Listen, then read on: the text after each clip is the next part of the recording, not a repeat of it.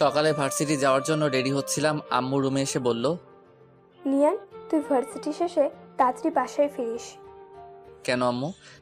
আমরা সবাই আজ আমাদের গ্রামের বাড়ি যাচ্ছি। আমরা সবাই মানে? আমি তো যেতে পারবো না, আমার এক্সাম এখনো শেষ হয় নাই, কালকে আমার লাস্ট এক্সাম। তুই তো আমাকে বলেছিলি তোর পরীক্ষা আজকে শেষ হবে। আম্মু কিছুক্ষণ কি যেন একটা ভাবলো, তারপর বলল, আচ্ছা, তুই কালকে পরীক্ষা দিয়ে পরের দিন চলে যাস, আমরা আজকে যাচ্ছি। আচ্ছা। আমি আবার বললাম, আম্মু হঠাৎ তোমাদের গ্রামের বাড়ি যাওয়ার কথা কেন মনে হলো? আগামী শুক্রবারে দিয়ার বিয়ে। কি বলো কি আম্মু, এত পিচ্ছি একটা মাইয়ার কিভাবে বিয়ে হবে? পিচ্ছি কোথায়, দিয়া তো এবার এসএসসি পাশ করেছে। এসএসসি পাশ করেছে বলে বিয়ের বয়স হয়ে গেছে? হায়রে গ্রামের মানুষ। তোকে এসব নিয়ে ভাবতে হবে না, তুই শুধু ঠিক সময়ে পৌঁছে যাস। যা, এখন ভার্সিটি যা। এখন আমি আমার পরিচয়টা আপনাদেরকে দিয়ে দেই। আমি নিয়ান আহমেদ, অনার্স লাস্ট ইয়ারের এক্সাম দিচ্ছি। দিয়া হলো আমার চাচাতো বোন, পিচ্ছি একটা মেয়ে। জানি না চাচা কেন এত তাড়াতাড়ি মেয়েটার বিয়ে দিয়ে দিচ্ছেন। পরের দিন পরীক্ষা দিয়ে বৃহস্পতিবার, মানে দিয়ার গায়ে হলুদের দিন। আমি গ্রামের বাড়ি যাওয়ার জন্য ট্রেনের টিকিট কাটলাম সকাল 6:30 ট্রেন। তাই আমি ভোর 5টায় ঘুম থেকে উঠে রেডি হয়ে স্টেশনে পৌঁছালাম। এতদিন পরীক্ষা দিয়ে ইট পাথরের দুনিয়া থেকে বের হয়ে গ্রামের সবুজ পরিবেশে যাচ্ছি। অনেক খুশি খুশি লাগছে। আর অনেক দিন পর গ্রামের বাড়িতে একটা বিয়ে খেতে যাচ্ছি। গ্রামের বিয়ের মজাই আলাদা, যা শহরের বিয়েতে পাওয়া যায় না। সকাল 7টা, ট্রেন চলছে তার দুরন্ত গতিতে। আমার কানের ইয়ারফোন বাজছে রোমান্টিক গান। দুপুর 12টা 30 এসে স্টেশনে পৌঁছালাম। যেহেতু চাচাদের বাসা স্টেশন থেকে বেশি দূরে না, তাই ভাবলাম রিক্সা দিয়ে যাই। রিক্সা দিয়ে গেলে গ্রামের সবুজ পরিবেশটা ভালো করে দেখতে পারবো। রিক্সা চলছে আপন গতিতে। চারিদিকে শুনশান বাতাস, পাখির কিচিরমিচির সবুজে ঘেরা মাঠ। অনেক ভালো লাগছে। কিছুক্ষণ পর রিক্সা এসে থামলো চাচার বাড়ির সামনে। আসলে চাচা হলেন এই এলাকার চেয়ারম্যান, তাই রিক্সাওয়ালাকে চাচার নাম বলাতেই একেবারে বাড়ির সামনে এনে নামিয়ে দিল। গেট খুলে বাড়িতে ঢুকলাম। বিশাল বাড়িটা খুব সুন্দর করে সাজানো। আমি গেটের ভিতর ঢোকা মাত্রই শিহাব, মানে দিয়ার ছোট ভাই, আমাকে দেখে দৌড়ে ঘরের ভিতরে যেতে যেতে জোরে জোরে বলতে লাগলো, নিহান ভাইয়া এসে গেছে। আম্মু, আব্বু, আপু, সবাই এসে দেখো, নিহান ভাইয়া চলে এসেছে। শিহাবের ডাকে সবাই ঘর থেকে বেরিয়ে আসলো। সারা বাড়ির সব আত্মীয় স্বজন বেরিয়ে এসে আমাকে ঘিরে দাঁড়ালো। সবাই আমার দিকে তাকিয়ে আছে। আমি বুঝলাম না সবাই আমাকে দেখে এরকম রিয়্যাক্ট করছে কেন, আর সবাই আমাকে এরকম ভাবেই বা দেখছে কেন। দিয়াকে দেখলাম সবার পিছনে দাঁড়িয়ে আছে, আমার দিকে একবার তাকাচ্ছে আর একবার লজ্জা পেয়ে চোখ নিচে নামাচ্ছে। আমি কিছুই বুঝতে পারছি না কি হচ্ছে এসব। হঠাৎ চাচা বললেন, চলো তোমরা সবাই জামাই বাবাজিকে নিয়ে ঘরে যাই। জামাই বাবাজি মানে? চাচা জামাই বাবাজি কাকে বলছে? আমি আমার পেছনে তাকালাম, না, আমার পেছনে তো কেউ নাই। তাহলে চাচা কাকে জামাই বাবাজি বলল? আমি চিন্তায় পড়ে গেলাম। আমাকে চিন্তিত দেখে আম্মু বলল, এই নিয়ান, কি ভাবছিস এত?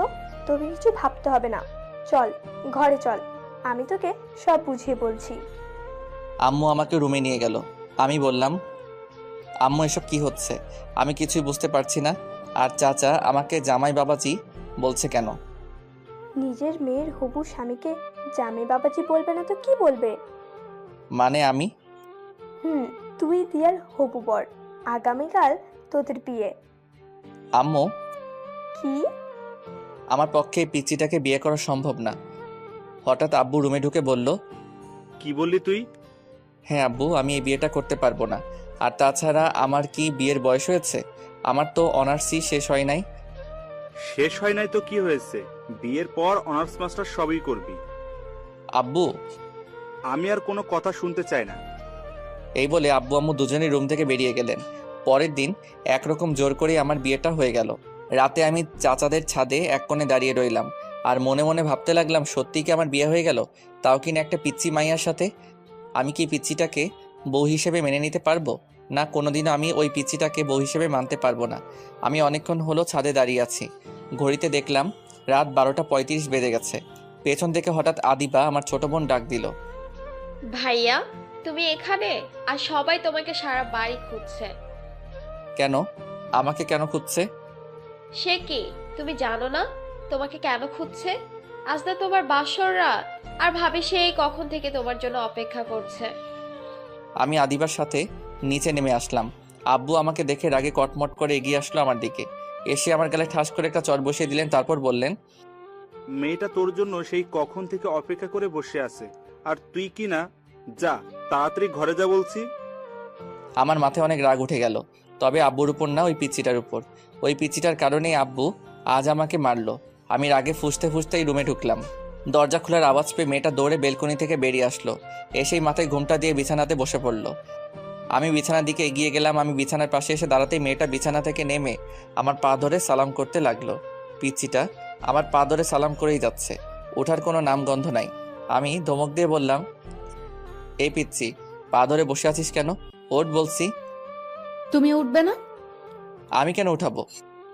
আমি তো জানি বাসর রাতে বউ তার স্বামীকে পা ধরে সালাম করলে স্বামী বউকে বুকে তুলে জড়িয়ে ধরে। কথাটা বলতে বলতে মেয়েটা আমার পা ছেড়ে উঠে আমার সামনাসামনি লজ্জায় লাল হয়ে দাঁড়ালো।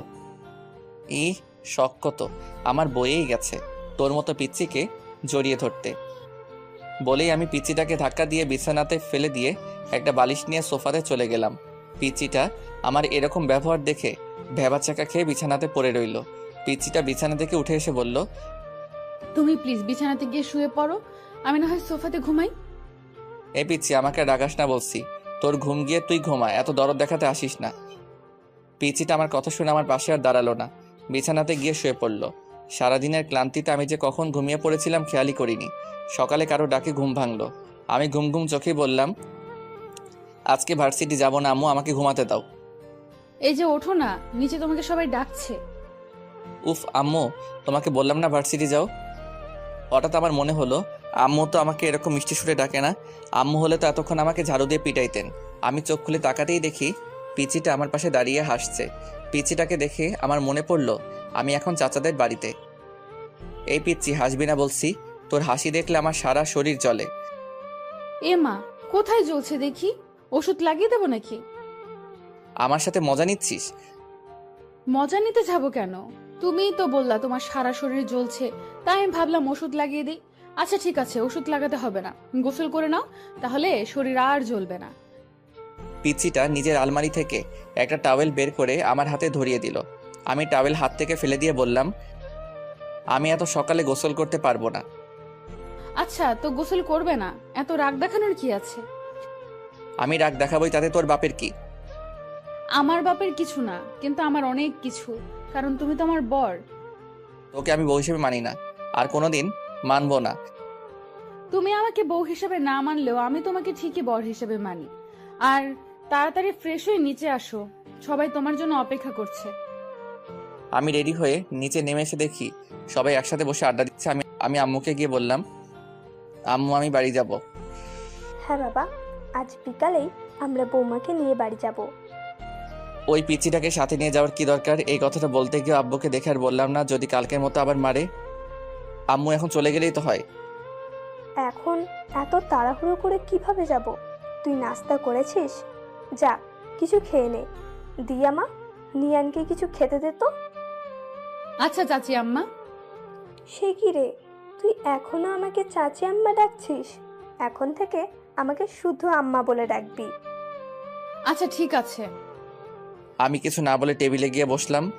বিকেলে বাড়িতে যাওয়ার জন্য রেডি হচ্ছিলাম, হঠাৎ পিচ্চি এসে আমার হাতে একটা পাঞ্জাবি ধরিয়ে দিয়ে বলল, আম্মু বলেছেন এটা পড়তে। আমি হাতে নিয়ে দেখি বিয়ের দিন যে পাঞ্জাবিটা পরেছিলাম সেই পাঞ্জাবি।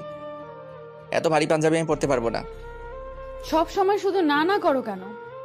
আমি পিচির ধমক শুনে কিছুটা ভয় পেয়ে গেলাম। এইটুকু পিচির এত তেজ! আমি আর কিছু না বলে পাঞ্জাবিটা পরে নিলাম। যাওয়ার সময় পিচিটা অনেক কান্না করলো। চাচা পিচিটাকে আমার হাতে তুলে দিলেন আর বললেন, আমার মেয়েকে সুখে রেখো বাবা, কোনোদিন কষ্ট দিও না। আমি জবাবে চাচাকে কি বলবো কিছুই বুঝতে পারলাম না। তারপর আমরা বাড়ির দিকে রওনা দিলাম। বাড়িতে ফিরে গাড়ি থেকে নেমে অবাক হয়ে গেলাম। সারা বাড়ি অনেক রকম বাতি দিয়ে সাজানো। পিচিটা গাড়ি থেকে নামতে গিয়ে আবার বসে পড়লো। কি হলো মা, নামছিস না কেন? মাথা ঘুরছে আম্মু।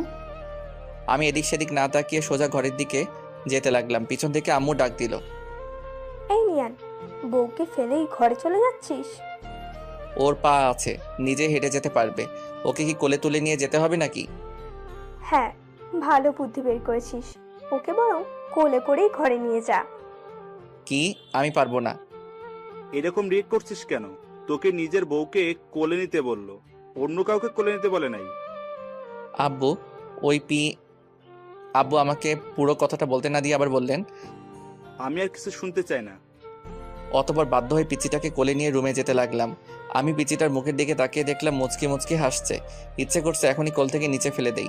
আমি পিচিটাকে নিয়ে রুমের দরজাতে আসতেই অবাক হয়ে গেলাম। রুমের দরজাতে পিচিটাকে কোলে নিয়েই দাঁড়িয়ে রইলাম। সারা রুম অনেক রকম ফুল দিয়ে সাজানো। রুমটাকে একেবারে ফুলের বাগান বানিয়ে ফেলেছে।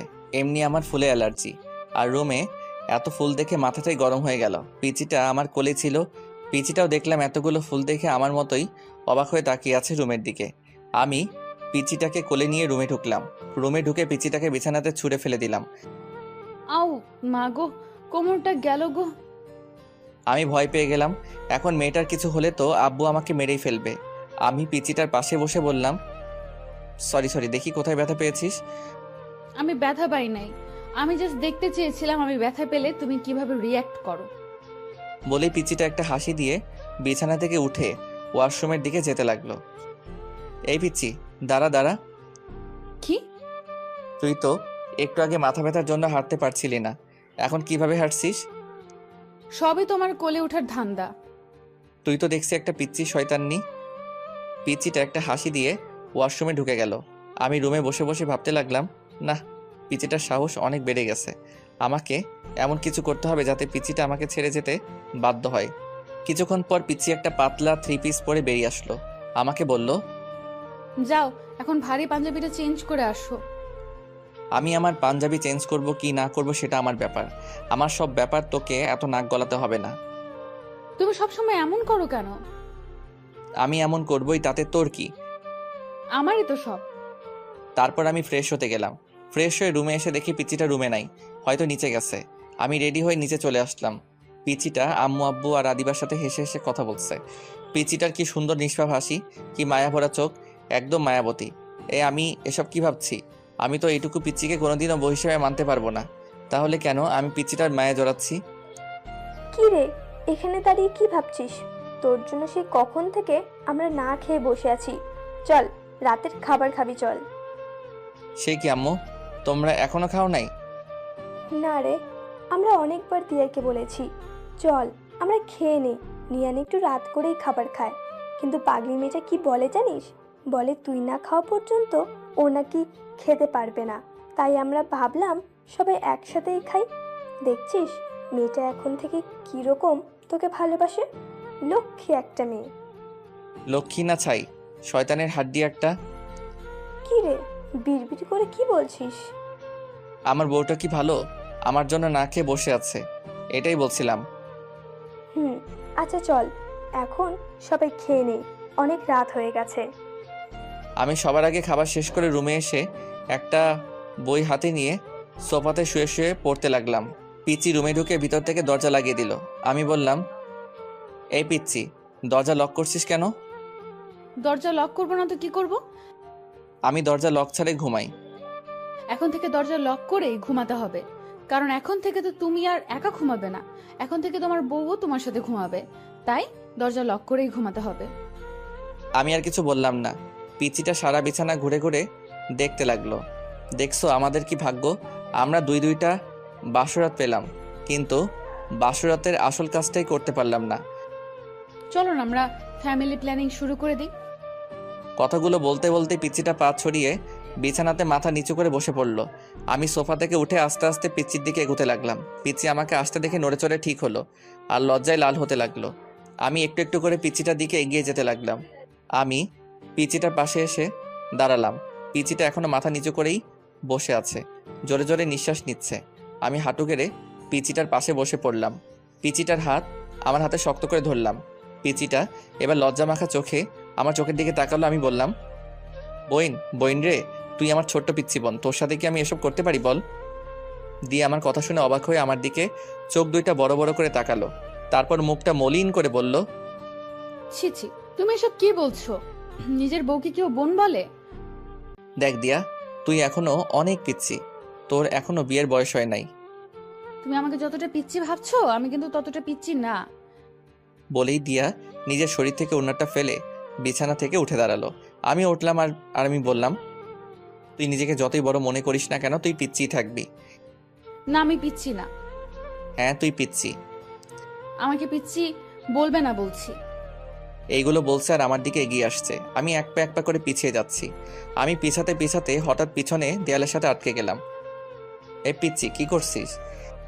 আমি যে পিচ্ছি না সেটার প্রমাণ দেব? এখন দেয়ার থেকে আমার শরীর 1 ইঞ্চি দূরত্বে। চোখ বন্ধ করে নিজের ঠোঁট আমার ঠোঁটের দিকে এগিয়ে আনছে। পিচিটার ঠোঁট আমার ঠোঁটের একদম কাছে নিয়ে আসলো। পিচিটার নিঃশ্বাস আমার মুখের উপর পড়ছে। পিচিটা নিজের ঠোঁট আমার এতই কাছে নিয়ে এলো যে বুঝতেই পারছি না কোনটা ওর নিঃশ্বাস আর কোনটা আমার নিঃশ্বাস। আমি পিচিটাকে কিছু বলতে যাব তখনই হুট করে নিজের ঠোঁট আমার ঠোঁটে লাগিয়ে দিল। আমি মুখে কোনো শব্দ করতে পারছি না। কিছুক্ষণ পর পিচিটা নিজের ঠোঁট সরিয়ে আমার কপাল নিজের কপালে লাগিয়ে জোরে জোরে হাঁপাতে লাগলো। আমি পিচিটাকে ধাক্কা দিয়ে নিজের থেকে সরিয়ে নিলাম। হাত দিয়ে ঠোঁট মুছতে মুছতে বললাম, এই পিচি শয়তানি, তুই এটা কি করলি? আমি যে পিচ্ছি না সেটার প্রমাণ দিলাম। সর। ধাক্কা দিয়ে সরিয়ে বাথরুমে যেতে লাগলাম। অনেকক্ষণ ধরে বাথরুমে বসে বসে মোবাইল টিপছিলাম। পিচিটার সামনে যেতে ইচ্ছা করছে না। অনেক রাগ হচ্ছে পিচিটার উপর। এইটুকু পিচ্ছি একটা আমাকে কিস করছে এটা ভাবতেই সারা শরীর জ্বলছে। আব্বুর ভয়ে পিচিটাকে কিছু বলতেও পারছি না। বাথরুমের বাইরে থেকে পিচিটার ডাক শুনলাম। এই যে এতক্ষণ ধরে বাথরুমে কি করছো? বেরিয়ে আসছো না কেন? বাথরুমেই ঘুমিয়ে পড়লে নাকি? আমি কোনো উত্তর না দিয়ে মোবাইল টিপছি। কিছুক্ষণ থেমে পিচিটা আবার ডাকতে লাগলো। এই যে শুনছো, বেরিয়ে আসো না প্লিজ, আমার একা একা ভয় লাগছে। আমি মনে মনে বললাম, তোর ভয় লাগছে তো আমি কি করব? কোলে নিয়ে নাচবো নাকি পিচি শয়তানি একটা? এবার পিচিটা বাথরুমে দরজাটা জোরে ধাক্কা দিতে লাগলো। দরজা খুলছো না কেন? প্লিজ দরজাটা খুলো। এবার পিচিটা নিজেকে নিজেই প্রশ্ন করলো, ওর কিছু হলো না তো? এই কি হলো, দরজা খুলছো না কেন? কান্না করছে আর জোরে জোরে বাথরুমের দরজাটা ঠেলছে।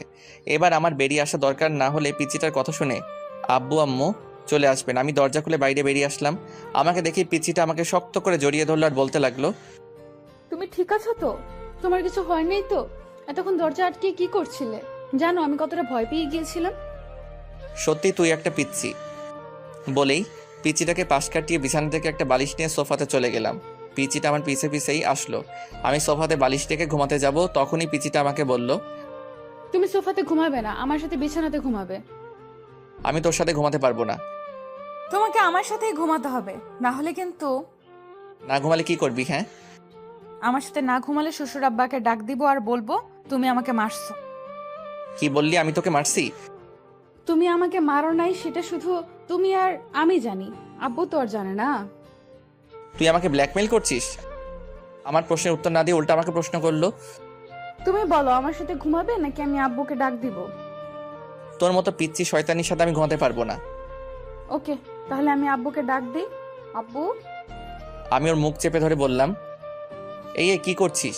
আমি ঘুমাবো তো, তোর সাথে ঘুমাবো। প্লিজ আব্বুকে ডাক দিস না, পিচ্ছি শয়তানি একটা। শেষ পর্যন্ত পিচ্চিটাকে নিয়ে বিছানাতে ঘুমাতে গেলাম। ওর বালিশটা ঠেলে একপাশে দিলাম, আমার বালিশটা টেনে অন্য পাশে আনলাম। আমাদের মাঝখানে বড় গ্যাপ রাখলাম। লাইট নিভিয়ে বালিশে মাথা রাখলাম।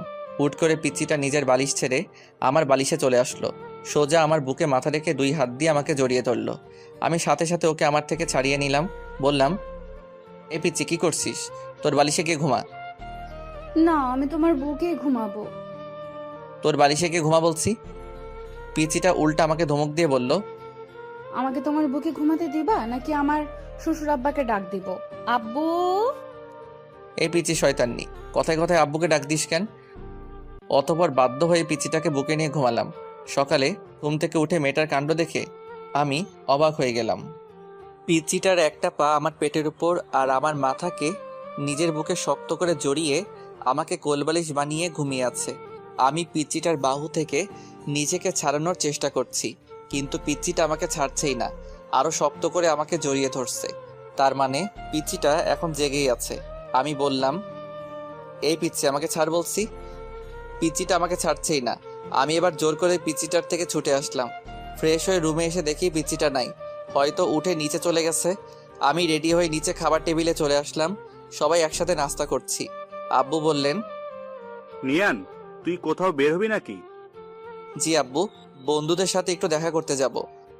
বৌমাকে সাথে করে নিয়ে যা, একটা ভালো কলেজে ভর্তি করিয়ে দিস। আব্বু, তার চেয়ে বরং ওকে ওর বাড়িতে পাঠিয়ে দাও, দিয়া ওর বাড়ি থেকে পড়াশোনা করুক। পিচিটার হাসি মুখ মলিন হয়ে গেল। আব্বু বললেন, দিয়া এখন আমাদের বাড়ির বউ, আমাদের বাড়ি থেকেই পড়াশোনা করবে। তোকে আমি যেটা বলছি তুই সেটা কর। আচ্ছা আব্বু। পিচিটার মুখে হাসি ফুটে উঠলো। আমি বাইক নিয়ে পিচিটার জন্য বাইরে দাঁড়িয়ে আছি, কিন্তু এখনো আসছে না কেন? সেই কখন রেডি হতে গিয়েছিল। কিছুক্ষণ পর পিচিটা বেরিয়ে আসলো। আমি পিচিটাকে দেখে হা করে তাকিয়ে রইলাম। পিচিটাকে সাদা একটা পরি লাগছে। পিচিটা একটা সাদা জামা পরে বের হয়ে আসলো, ঠোঁটে লাল লিপস্টিক, চোখে গাঢ় করে কাজল, মুখে কোনো মেকআপ নাই। মেকআপ ছাড়াই পিচিটাকে এক কথায় অসাধারণ লাগছে। এভাবে তাকিয়েছো কেন? আমার লজ্জা লাগছে। পিচিটার কথায় আমি ওর থেকে চোখ সরিয়ে নিলাম। যেভাবে সেজে আছিস বোঝা যাচ্ছে কোনো বিয়ে বাড়িতে যাচ্ছিস। বারে, নিজের বরের সাথে আজ প্রথম কোথাও একসাথে বের হচ্ছি, একটু সাজবো না? এটাকে একটু সাজা বলে? আচ্ছা তাড়াতাড়ি পেছনে ওঠ। ওয়াও, আমরা বাইকে যাব? হুম। পিচিটা হুট করে এসে আমার গালে একটা চুমু খেলো। এই পিচ্চি শয়তান্নি, আমাকে চুমু দিলি কেন? জানো, আমার অনেক দিনের স্বপ্ন আমার বর আমাকে বাইকের পেছনে নিয়ে ঘুরবে। সেই স্বপ্নটা আজ পূরণ হতে যাচ্ছে। তুই স্বপ্ন দেখ, আমি যাচ্ছি বলেই বাইকটা স্টার্ট দিলাম। এই না না, আমি উঠছি। পিচিটা পেছনে উঠে বসতেই আমি বাইকটা ছেড়ে দিলাম। কিছুক্ষণ পর আমি বাইকটা একটা জায়গায় থামালাম। পিচিটা বলল, আমরা কি কলেজে এসে পড়েছি? না। তাহলে এখানে বাইক থামালে কেন? দরকার আছে। পিচিটার কিছু বলল না, চুপ করে বসে রইল। আমি ভাবতে লাগলাম সামনে তো বন্ধুরা আড্ডা দিচ্ছে, আমার সাথে যদি পিচিটাকে দেখে তাহলে তো আমি শেষ। আমি ভাবতে লাগলাম কি করা যায়। হ্যাঁ, বুদ্ধি পেয়েছি। আমি পিচিটাকে বললাম, এই পিচি আমাকে শক্ত করে ধরো। পিচিটা খুশি হয়ে আমাকে শক্ত করে ধরলো। আমি বাইকটা স্টার্ট দিলাম। আস্তে আস্তে বাইকের স্পিড অনেকটা বাড়িয়ে দিলাম। পিচিটা ভয় পেয়ে আরো শক্ত করে আমাকে জড়িয়ে ধরছে আর আমাকে কি যেন বলছে। বাতাসের শ শ আওয়াজে পিচিটার কথা আমি ভালো করে শুনতেও পারছি না। আমাদের আড্ডার জায়গা ফেলে আসতেই আমি বাইকের স্পিড কমিয়ে দিলাম। তারপর একটা কলেজের সামনে এসে বাইক থামালাম। পিচিটা বাইক থেকে নেমে কান্না করে দিল। এ পিচি, কি হলো? কি কান্না করছিস কেন? তুমি এত স্পিডে বাইক চালিয়ে আসলে কেন? আমি কত ভয় পেয়ে গেছিলাম। সত্যি তুই একটা পিচ্ছি। কান্না থামা বলছে, সবাই দেখছে। এভাবে রাস্তায় কান্না করছিস, মানুষ কি ভাববে? পিচিটা কেঁদেই চলছে। এই পিচ্ছি, কান্না থামা বলছি, না হলে কিন্তু। এবার আরো জোরে জোরে কান্না করতে লাগলো। আমি বাড়িতে গিয়ে শ্বশুর আব্বাকে সব বলবো। তুমি আমাকে মারছো আর অনেক স্পিডে বাইক চালিয়েছো। এই মেয়ে, আমি তোকে কখন মারলাম? এটা তো ডাহা মিথ্যা কথা। আচ্ছা বোন, সরি সরি, আর জীবনেও স্পিডে বাইক চালাবো না। এবার তো কান্না থামা। দেখ লোকজন কিভাবে আমাদের দিকে তাকিয়ে আছে। তুমি আবার আমাকে বোন বলছো?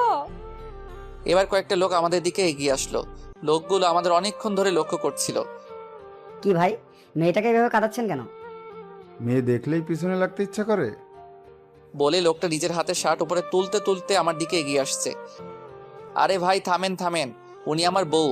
আমার উপর রাগ করে কান্না করছে। আমার মুখে বউ ডাক শুনে দিয়া কান্না থামালো। আপু, উনি কি আপনার স্বামী? জি, উনি আমার স্বামী। লোকগুলো আমাকে সরি বলে চলে গেল। পিচিটাকে দেখলাম মাথা নিচু করে হাসছে। এ পিচি, হাসছিস কেন? তুমি আমাকে বউ বলছো তাই খুশি লাগছে। আমার বইয়ে গেছে তোকে বউ বলতে। আমি তো ওই লোকগুলোর হাত থেকে বাঁচার জন্য তাকে বউ বললাম। যেভাবেই হোক, বউ বলছো তো। পিচিটাকে কলেজে ভর্তি করিয়ে আবার বাড়িতে ফিরছি। এবার বাইকটা আস্তে আস্তে চালাচ্ছি। কিছু দূর আগাতেই দেখলাম কয়েকজন লোক রাস্তার মাঝখানে দাঁড়িয়ে আছে। আরে, এরা তো আমার বন্ধুরা। এখন আমি কি করি? সবাই আমার দিকে রাগি চোখে তাকিয়ে আছে। আমি বললাম, কিরে তোরা এভাবে মাঝ রাস্তায় দাঁড়িয়ে আছিস কেন? এদিকে যাওয়ার সময় তোকে আমরা পিছন থেকে কত ডেকেছি, তুই শুনলি না কেন? ও, তোরা ডেকেছিলি, আমি হয়তো শুনতে পারি নাই। কিরে মামা, পিছনে সুন্দরী মাইয়াটাকে? আমি এতক্ষণ এটারই ভয় পাচ্ছিলাম। হ্যাঁ রে, মেয়েটাকে।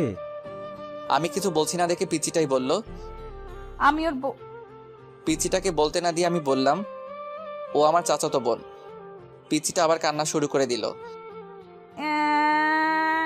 তুমি আমাকে আবার বোন বলছো? আমি বাড়িতে গিয়ে শ্বশুর আব্বাকে সব বলবো। নিজের বউকে বোন বলা হচ্ছে? আমার বন্ধুরা সবাই একসাথে বলে উঠলো, বউ?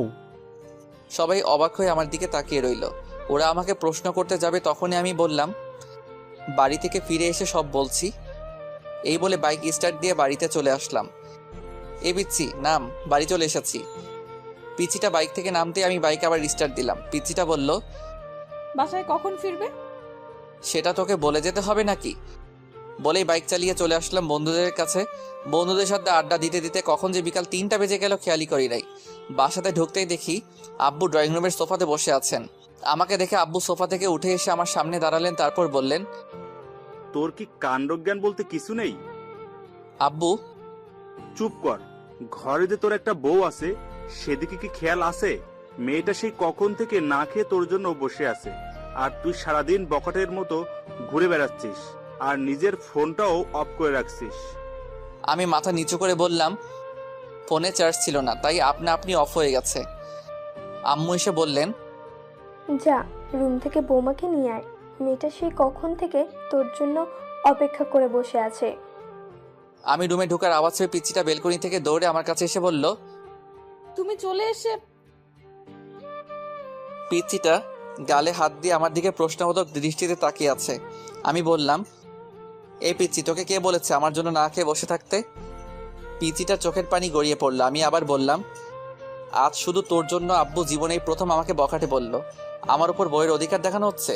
তোকে আমি বউ হিসেবে মানি না, আর কোনোদিন মানবো না, অসহ্য একটা। পিচিটাকে পাশ কাটিয়ে ওয়াশরুমে চলে গেলাম। ওয়াশরুম থেকে ফিরে এসে দেখি পিচিটা সেই আগের জায়গাটাতে দাঁড়িয়ে আছে। আমি পিচিটার থেকে 2-3 পা সামনে এসে মাথাটা একটু পেছনে ঘুরিয়ে বললাম, এই পিচি, নিচে আসবি নাকি আমাকে আরো বকা খাওয়ানোর ইচ্ছা আছে? জি আসছি।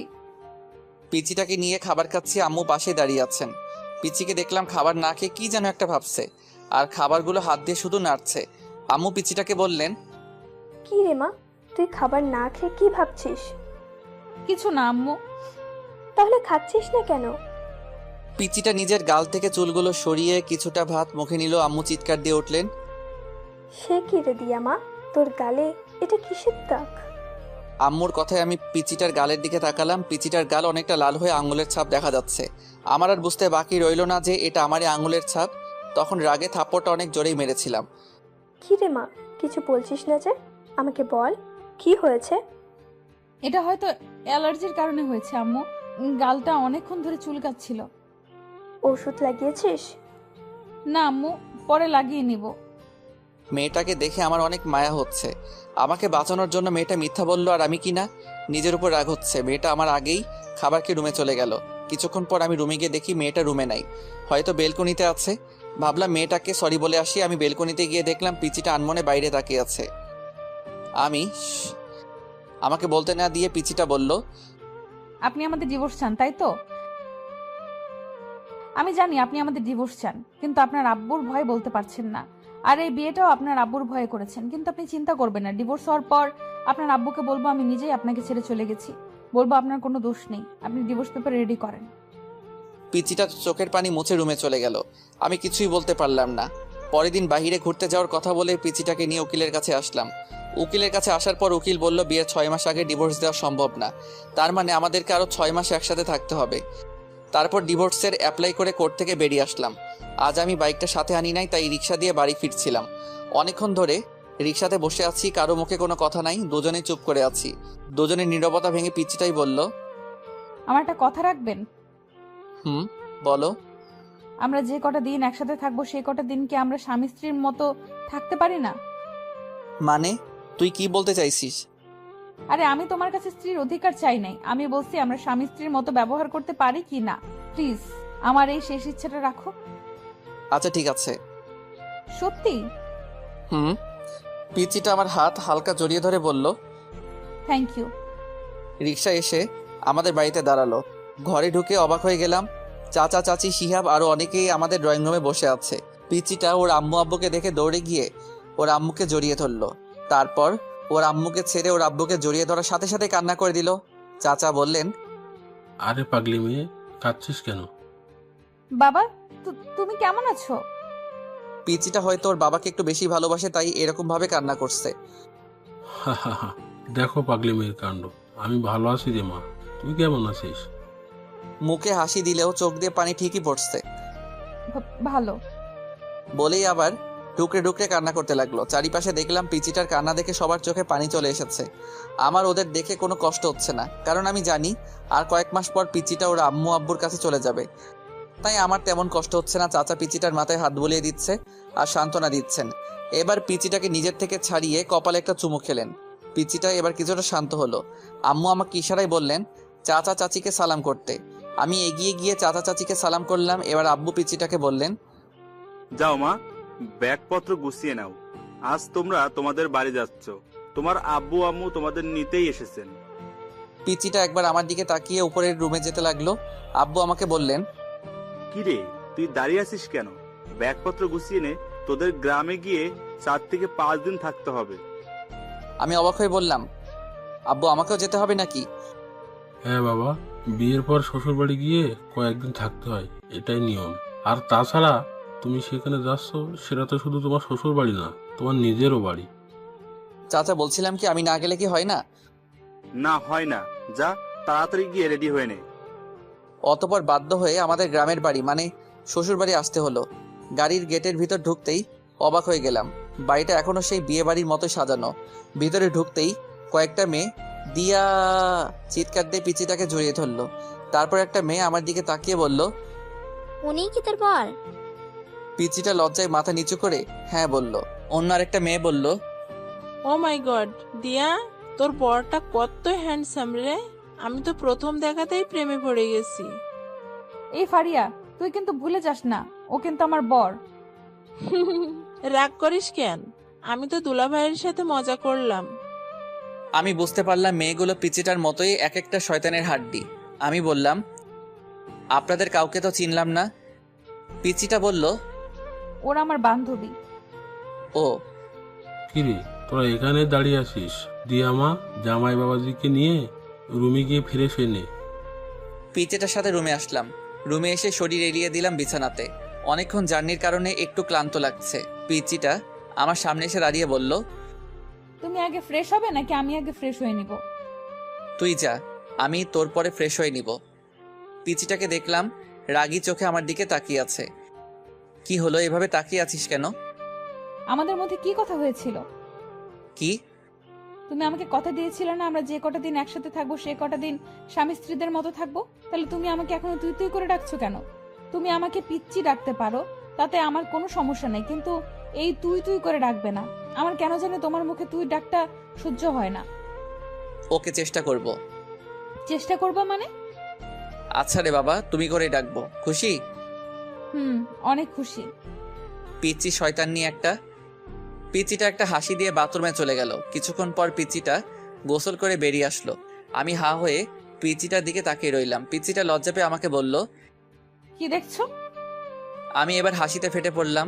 কেন হাসছি বুঝতে পারছে না তো? দাঁড়ান, আগে একটু হেসে নিই, তারপর বলছি। পিচিটা একটা শাড়ি পরে বের হয়ে আসছে। পরে আসছে বললে ভুল হবে, বলতে হবে পেঁচিয়ে আসছে। কোথায় শাড়ির মাথা, কোথায় শাড়ির আঁচল, কোনো ঠিক ঠিকানা নাই। এমনভাবে পরে আসছে মনে হচ্ছে এখনই খুলে পড়ে যাবে। পিচিটা যেখানে শাড়ির কুচি দেওয়া হয় সেখানটায় হাত দিয়ে ধরে দাঁড়িয়ে আছে। পিচিটার পেট দেখা যাচ্ছে, তাই লজ্জায় লাল হয়ে আমার সামনে দাঁড়িয়ে আছে। এটা কি পরছো বলেই হাসতে হাসতে আবার বিছানায় গড়াগড়ি খেতে লাগলাম। তুমি খুব খারাপ। দেখছো আমি শাড়ি পরতে পারছি না, আর তুমি দাঁত খিলিয়ে হাসছো। হা, সরি, আমাকে দে, আমি ঠিক করে দিচ্ছি। সত্যি তুমি আমাকে পরিয়ে দিবে? লজ্জায় লাল হয়ে বলল কথাটা। আমার কি যে লজ্জা লাগছে, আবার খুশিও লাগছে। না, আমি শুধু ঠিক করে দিব। এদিকে আয়। আবার তুই করে ডাকছো? আচ্ছা ঠিক আছে, এদিকে আসো। পিচিটা একটা হাসি দিয়ে আমার কাছে এগিয়ে আসলো। আমি প্রথমে পিচিটার আঁচল ঠিক করলাম। পিচিটার শরীরে আমার হাত লাগতেই পিচিটা কেঁপে উঠলো। তারপর পেটের নাভিসহ কিছুটা অংশ বেরিয়ে এসেছিল। সেই জায়গায় শাড়ি দিয়ে ঢাকতে গিয়ে আমার হাত লেগে গেল ওর পেটে। পিচিটা ছিটকে আমার থেকে সরে পিছিয়ে গেল। আমি বললাম, কি হলো, এভাবে পিছিয়ে গেলে কেন? কিছু না বলেই পিচিটা আবার আমার দিকে এগিয়ে আসলো। আমি এবার পিচিটা যে জায়গায় হাত দিয়ে ধরে রেখেছিল সেটা ওর হাত থেকে নিলাম। আমি ওর হাত থেকে নিয়ে শাড়ির কুচিটা দিতে লাগলাম। কুচি দিয়ে যেই ওর নাভির নিচে গুজতে যাব তখনই পিচিটা আমার হাত ধরে ফেললো। এটা আমাকে দাও, আমি পারবো। আমি আর কিছু না বলে ওর হাতে কুচিটা ধরিয়ে দিলাম। পিচিটা কুচি হাতে নিয়ে বাথরুমে ঢুকে গেল। কিছুক্ষণ পর পিচিটা বাথরুম থেকে শাড়িটা ঠিক করে বেরিয়ে আসলো। পিচিটার চোখ দুটো লাল হয়ে অনেক ফুলে আছে। সরি, তোমার চোখ মুখ এরকম লাগছে কেন? তুমি কি কান্না করছিলে নাকি? কি বলো কি? আমি কান্না করতে যাব কেন? ও আচ্ছা, এতক্ষণ পিচিটাকে আমি ভালো করে খেয়াল করি নাই। এখন চোখ পড়তে আমি হা করে তাকিয়ে রইলাম। পিচিটাকে শাড়িতে এত সুন্দর মানিয়েছে যে আমি লিখে বোঝাতে পারবো না। কালো শাড়ির কালো চুলগুলো ছেড়ে আসছে পিচিটা, একদম মায়াবতী লাগছে পিচিটাকে। পিচিটা আমার তাকানো দেখে লজ্জা পেল। কি দেখছো? তোমাকে খুব সুন্দর লাগছে। এই কথা বলতে গিয়েও কিছু একটা ভেবে আটকে গেলাম।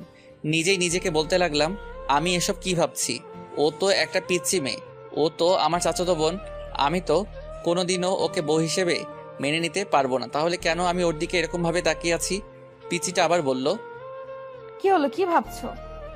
কিছু না। বলেই আমি বাথরুমে ঢুকে গেলাম। শাওয়ার ছেড়ে অনেকক্ষণ গোসল করলাম। গোসল শেষে মনে হলো, শিট, আমি তো টাওয়েল সাথে আনি নাই। পরনে যে কাপড়গুলো নিয়ে বাথরুমে ঢুকেছিলাম সেগুলো ভিজিয়ে ফেলেছি। এখন আমি বাথরুম থেকে বের হই কিভাবে? বাথরুমের দরজা কিছুটা ফাঁক করে দেখলাম পিচিটা কোথায় আছে। পিচিটাকে দেখলাম আয়নাতে চুল আঁচড়াচ্ছে। আমি শুধু মুখটা বের করে বললাম, এই মেয়ে। হঠাৎ আমার আওয়াজে পিচিটা চমকে উঠল।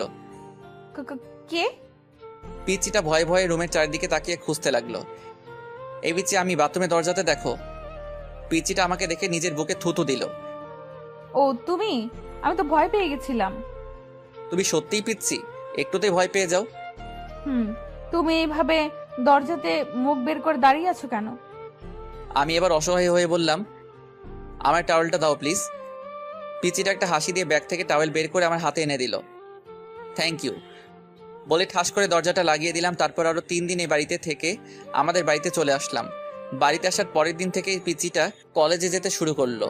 পিচিটাকে প্রতিদিন সকালে ওর কলেজে দিয়ে আমি আমার ভার্সিটিতে চলে যাই, আবার আসার সময় সাথে করে বাড়িতে নিয়ে আসি। এখন পিচিটার সাথে স্বাভাবিকভাবে কথাবার্তা বলি। আজকে সকালে একটু বেশি ঘুম পাচ্ছে। পিচিটা সেই কখন থেকে আমাকে ডাকছে, কিন্তু আমি ঘুমে চোখই খুলতে পারছি না। পিচিটা অনেকক্ষণ ধরে আমাকে ডাকতে ডাকতে হাঁপিয়ে গেল। এবার পিচিটা রেগে বলল, তুমি উঠবে নাকি আমি আব্বুকে ডেকে নিয়ে আসবো? বলেই পিচিটা রুম থেকে বেরিয়ে যেতে লাগলো। আমি আব্বুর কথা শুনে ঘুম ঘুম চোখে পিচিটাকে ডাক দিলাম, এই পিচি শয়তানি, দাঁড়াও, আমি উঠছি, আব্বুকে ডাকতে হবে না। অনেক কষ্ট করে ঘুম থেকে উঠে ফ্রেশ হতে গেলাম। ফ্রেশ হয়ে এসে রেডি হয়ে নিচে এসে দেখি পিচিটা আগে থেকেই রেডি হয়ে বসে আছে। আমি হালকা কিছু নাস্তা করে পিচিটাকে নিয়ে বাড়ি থেকে বের হলাম। আমি বাইকে বসে পিচিটাকে বললাম বাইকে উঠে বসতে, কিন্তু পিচিটা উঠছে না, আমার দিকে তাকিয়ে আছে। কি হলো, এভাবে তাকিয়ে আছো কেন? দেরি হয়ে যাচ্ছে তো। তুমি এত সুন্দর কেন? বলে আমার চুলগুলো এলোমেলো করে দিল। চোখ থেকে সানগ্লাসটা নিয়ে নিজের ব্যাগের ভিতর ঢুকিয়ে নিল। এই পিচ্ছি, আজকে তোমার কি হয়েছে? এসব কি করছো? দাও, আমার গ্লাসটা দাও। না, দিব না। তোমাকে এত স্মার্ট হয়ে থাকতে হবে না। কলেজের কয়েকটা নির্লজ্জ মেয়ে তোমার দিকে কিরকম হা করে তাকিয়ে থাকে, সেটা আমার সহ্য হয় না। ও তাই নাকি? আচ্ছা ঠিক আছে, এখন তাড়াতাড়ি ওঠো, দেরি হয়ে যাচ্ছে। বাইকে উঠতে উঠতে বলল, কি ঠিক আছে?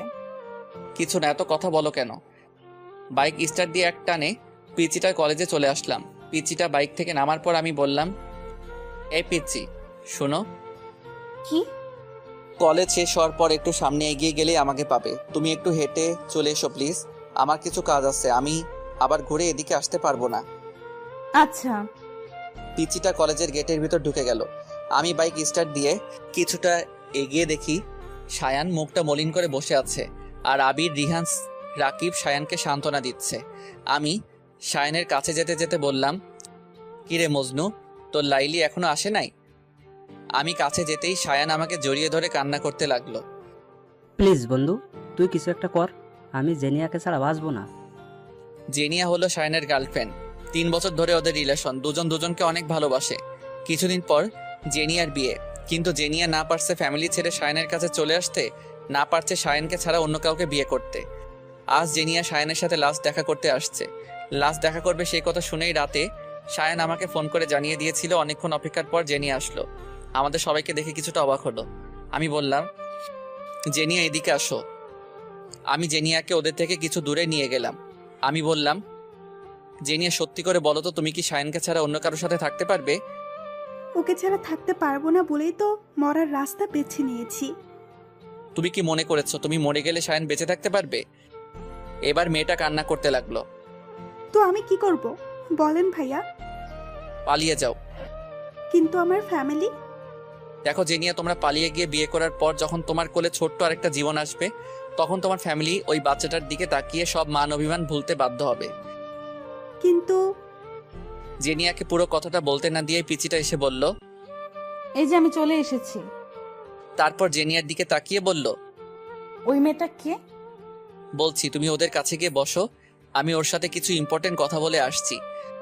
মেয়েটার সাথে তোমার কিসের ইম্পর্টেন্ট কথা? নির্লজ্জ মেয়েগুলো শুধু সারাদিন তোমার পিছে পিছে লেগে থাকে। কথাগুলো বলতে বলতেই আমার হাত ধরে টেনে নিয়ে যেতে লাগলো। আমার রাগ উঠে গেল চরমে। এক ঝটকায় পিচিটার হাত থেকে আমার হাত ছাড়িয়ে গালে ঠাস করে একটা চর বসিয়ে দিলাম। পিচিটা গালে হাত দিয়ে দাঁড়িয়ে আছে। এ পিচি, তুই জানিস এই মেয়েটাকে? জানি তো, মেয়েটা তোমার গার্লফ্রেন্ড। এবার অন্য গালে ঠাস করে আরেকটা চর মারলাম। পিচিটা দুই গালে দুই হাত দিয়ে জোরে জোরে কান্না করতে লাগলো। কান্না থামা বলছি, না হলে আরেকটা দিব। তুমি খুব পচা। আমি আব্বুকে গিয়ে সব বলবো, আর এও বলবো যে তোমার গার্লফ্রেন্ড আছে। এবার পিচিটার কথা শুনে আমার নিজেরই কান্না চলে আসছে। বোন রে, তুই কিছু না বোঝার আগে কেন বাচ্চাদের মতো পাগলামি করিস? বাচ্চাদের মতো কি, তুই তো বাচ্চাই। ও আমার গার্লফ্রেন্ড না, শায়নের গার্লফ্রেন্ড। আমি এখানে দুইটা জীবন বাঁচানোর চেষ্টা করছি আর তুই ঢং করছিস। এবার পিচিটা সবকিছু বুঝতে পেরে কান্না থামিয়ে চোখের পানি মুছে একটা হাসি দিয়ে আমাকে বলল, সরি। এবার পিচিটার কাণ্ড দেখে আমারই হাসি চলে এলো। একটু আগে কি কান্নাটাই না করলো, আর এখন হাসছে। হা হা হা, পিচি একটা। এতক্ষণ জেনিয়া আমাদের দিকে তাকিয়েছিল।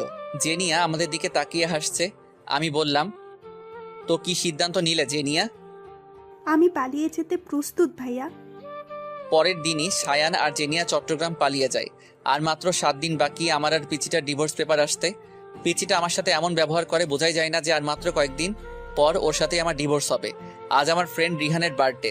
রাতে পিচিটাকে বললাম, এই পিচ্ছি, আমার জন্য অপেক্ষা করো না, রাতে বাসায় ফিরতে আমার দেরি হবে। কেন দেরি হবে কেন? আজ আমার ফ্রেন্ড রিহানের বার্থডে।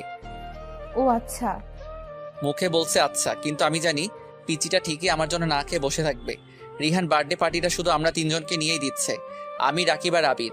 কেক কাটা শেষে রিহানকে নিয়ে কয়েকটা সেলফি তুলে ফেসবুকে আপলোড দিলাম। তারপর কিছু খাবার খেয়ে আমি ওদের থেকে বিদায় নিয়ে চলে আসছিলাম। তখনই আমাকে রিহান আটকালো আর বলল, কিরে কোথায় যাচ্ছিস? আসল পার্টিটাই তো হলো না। বলে একটা ব্যাগ থেকে 3টা বোতল বের করলো। কিরে, এসব কিসের বোতল? এইগুলা মদের বোতল।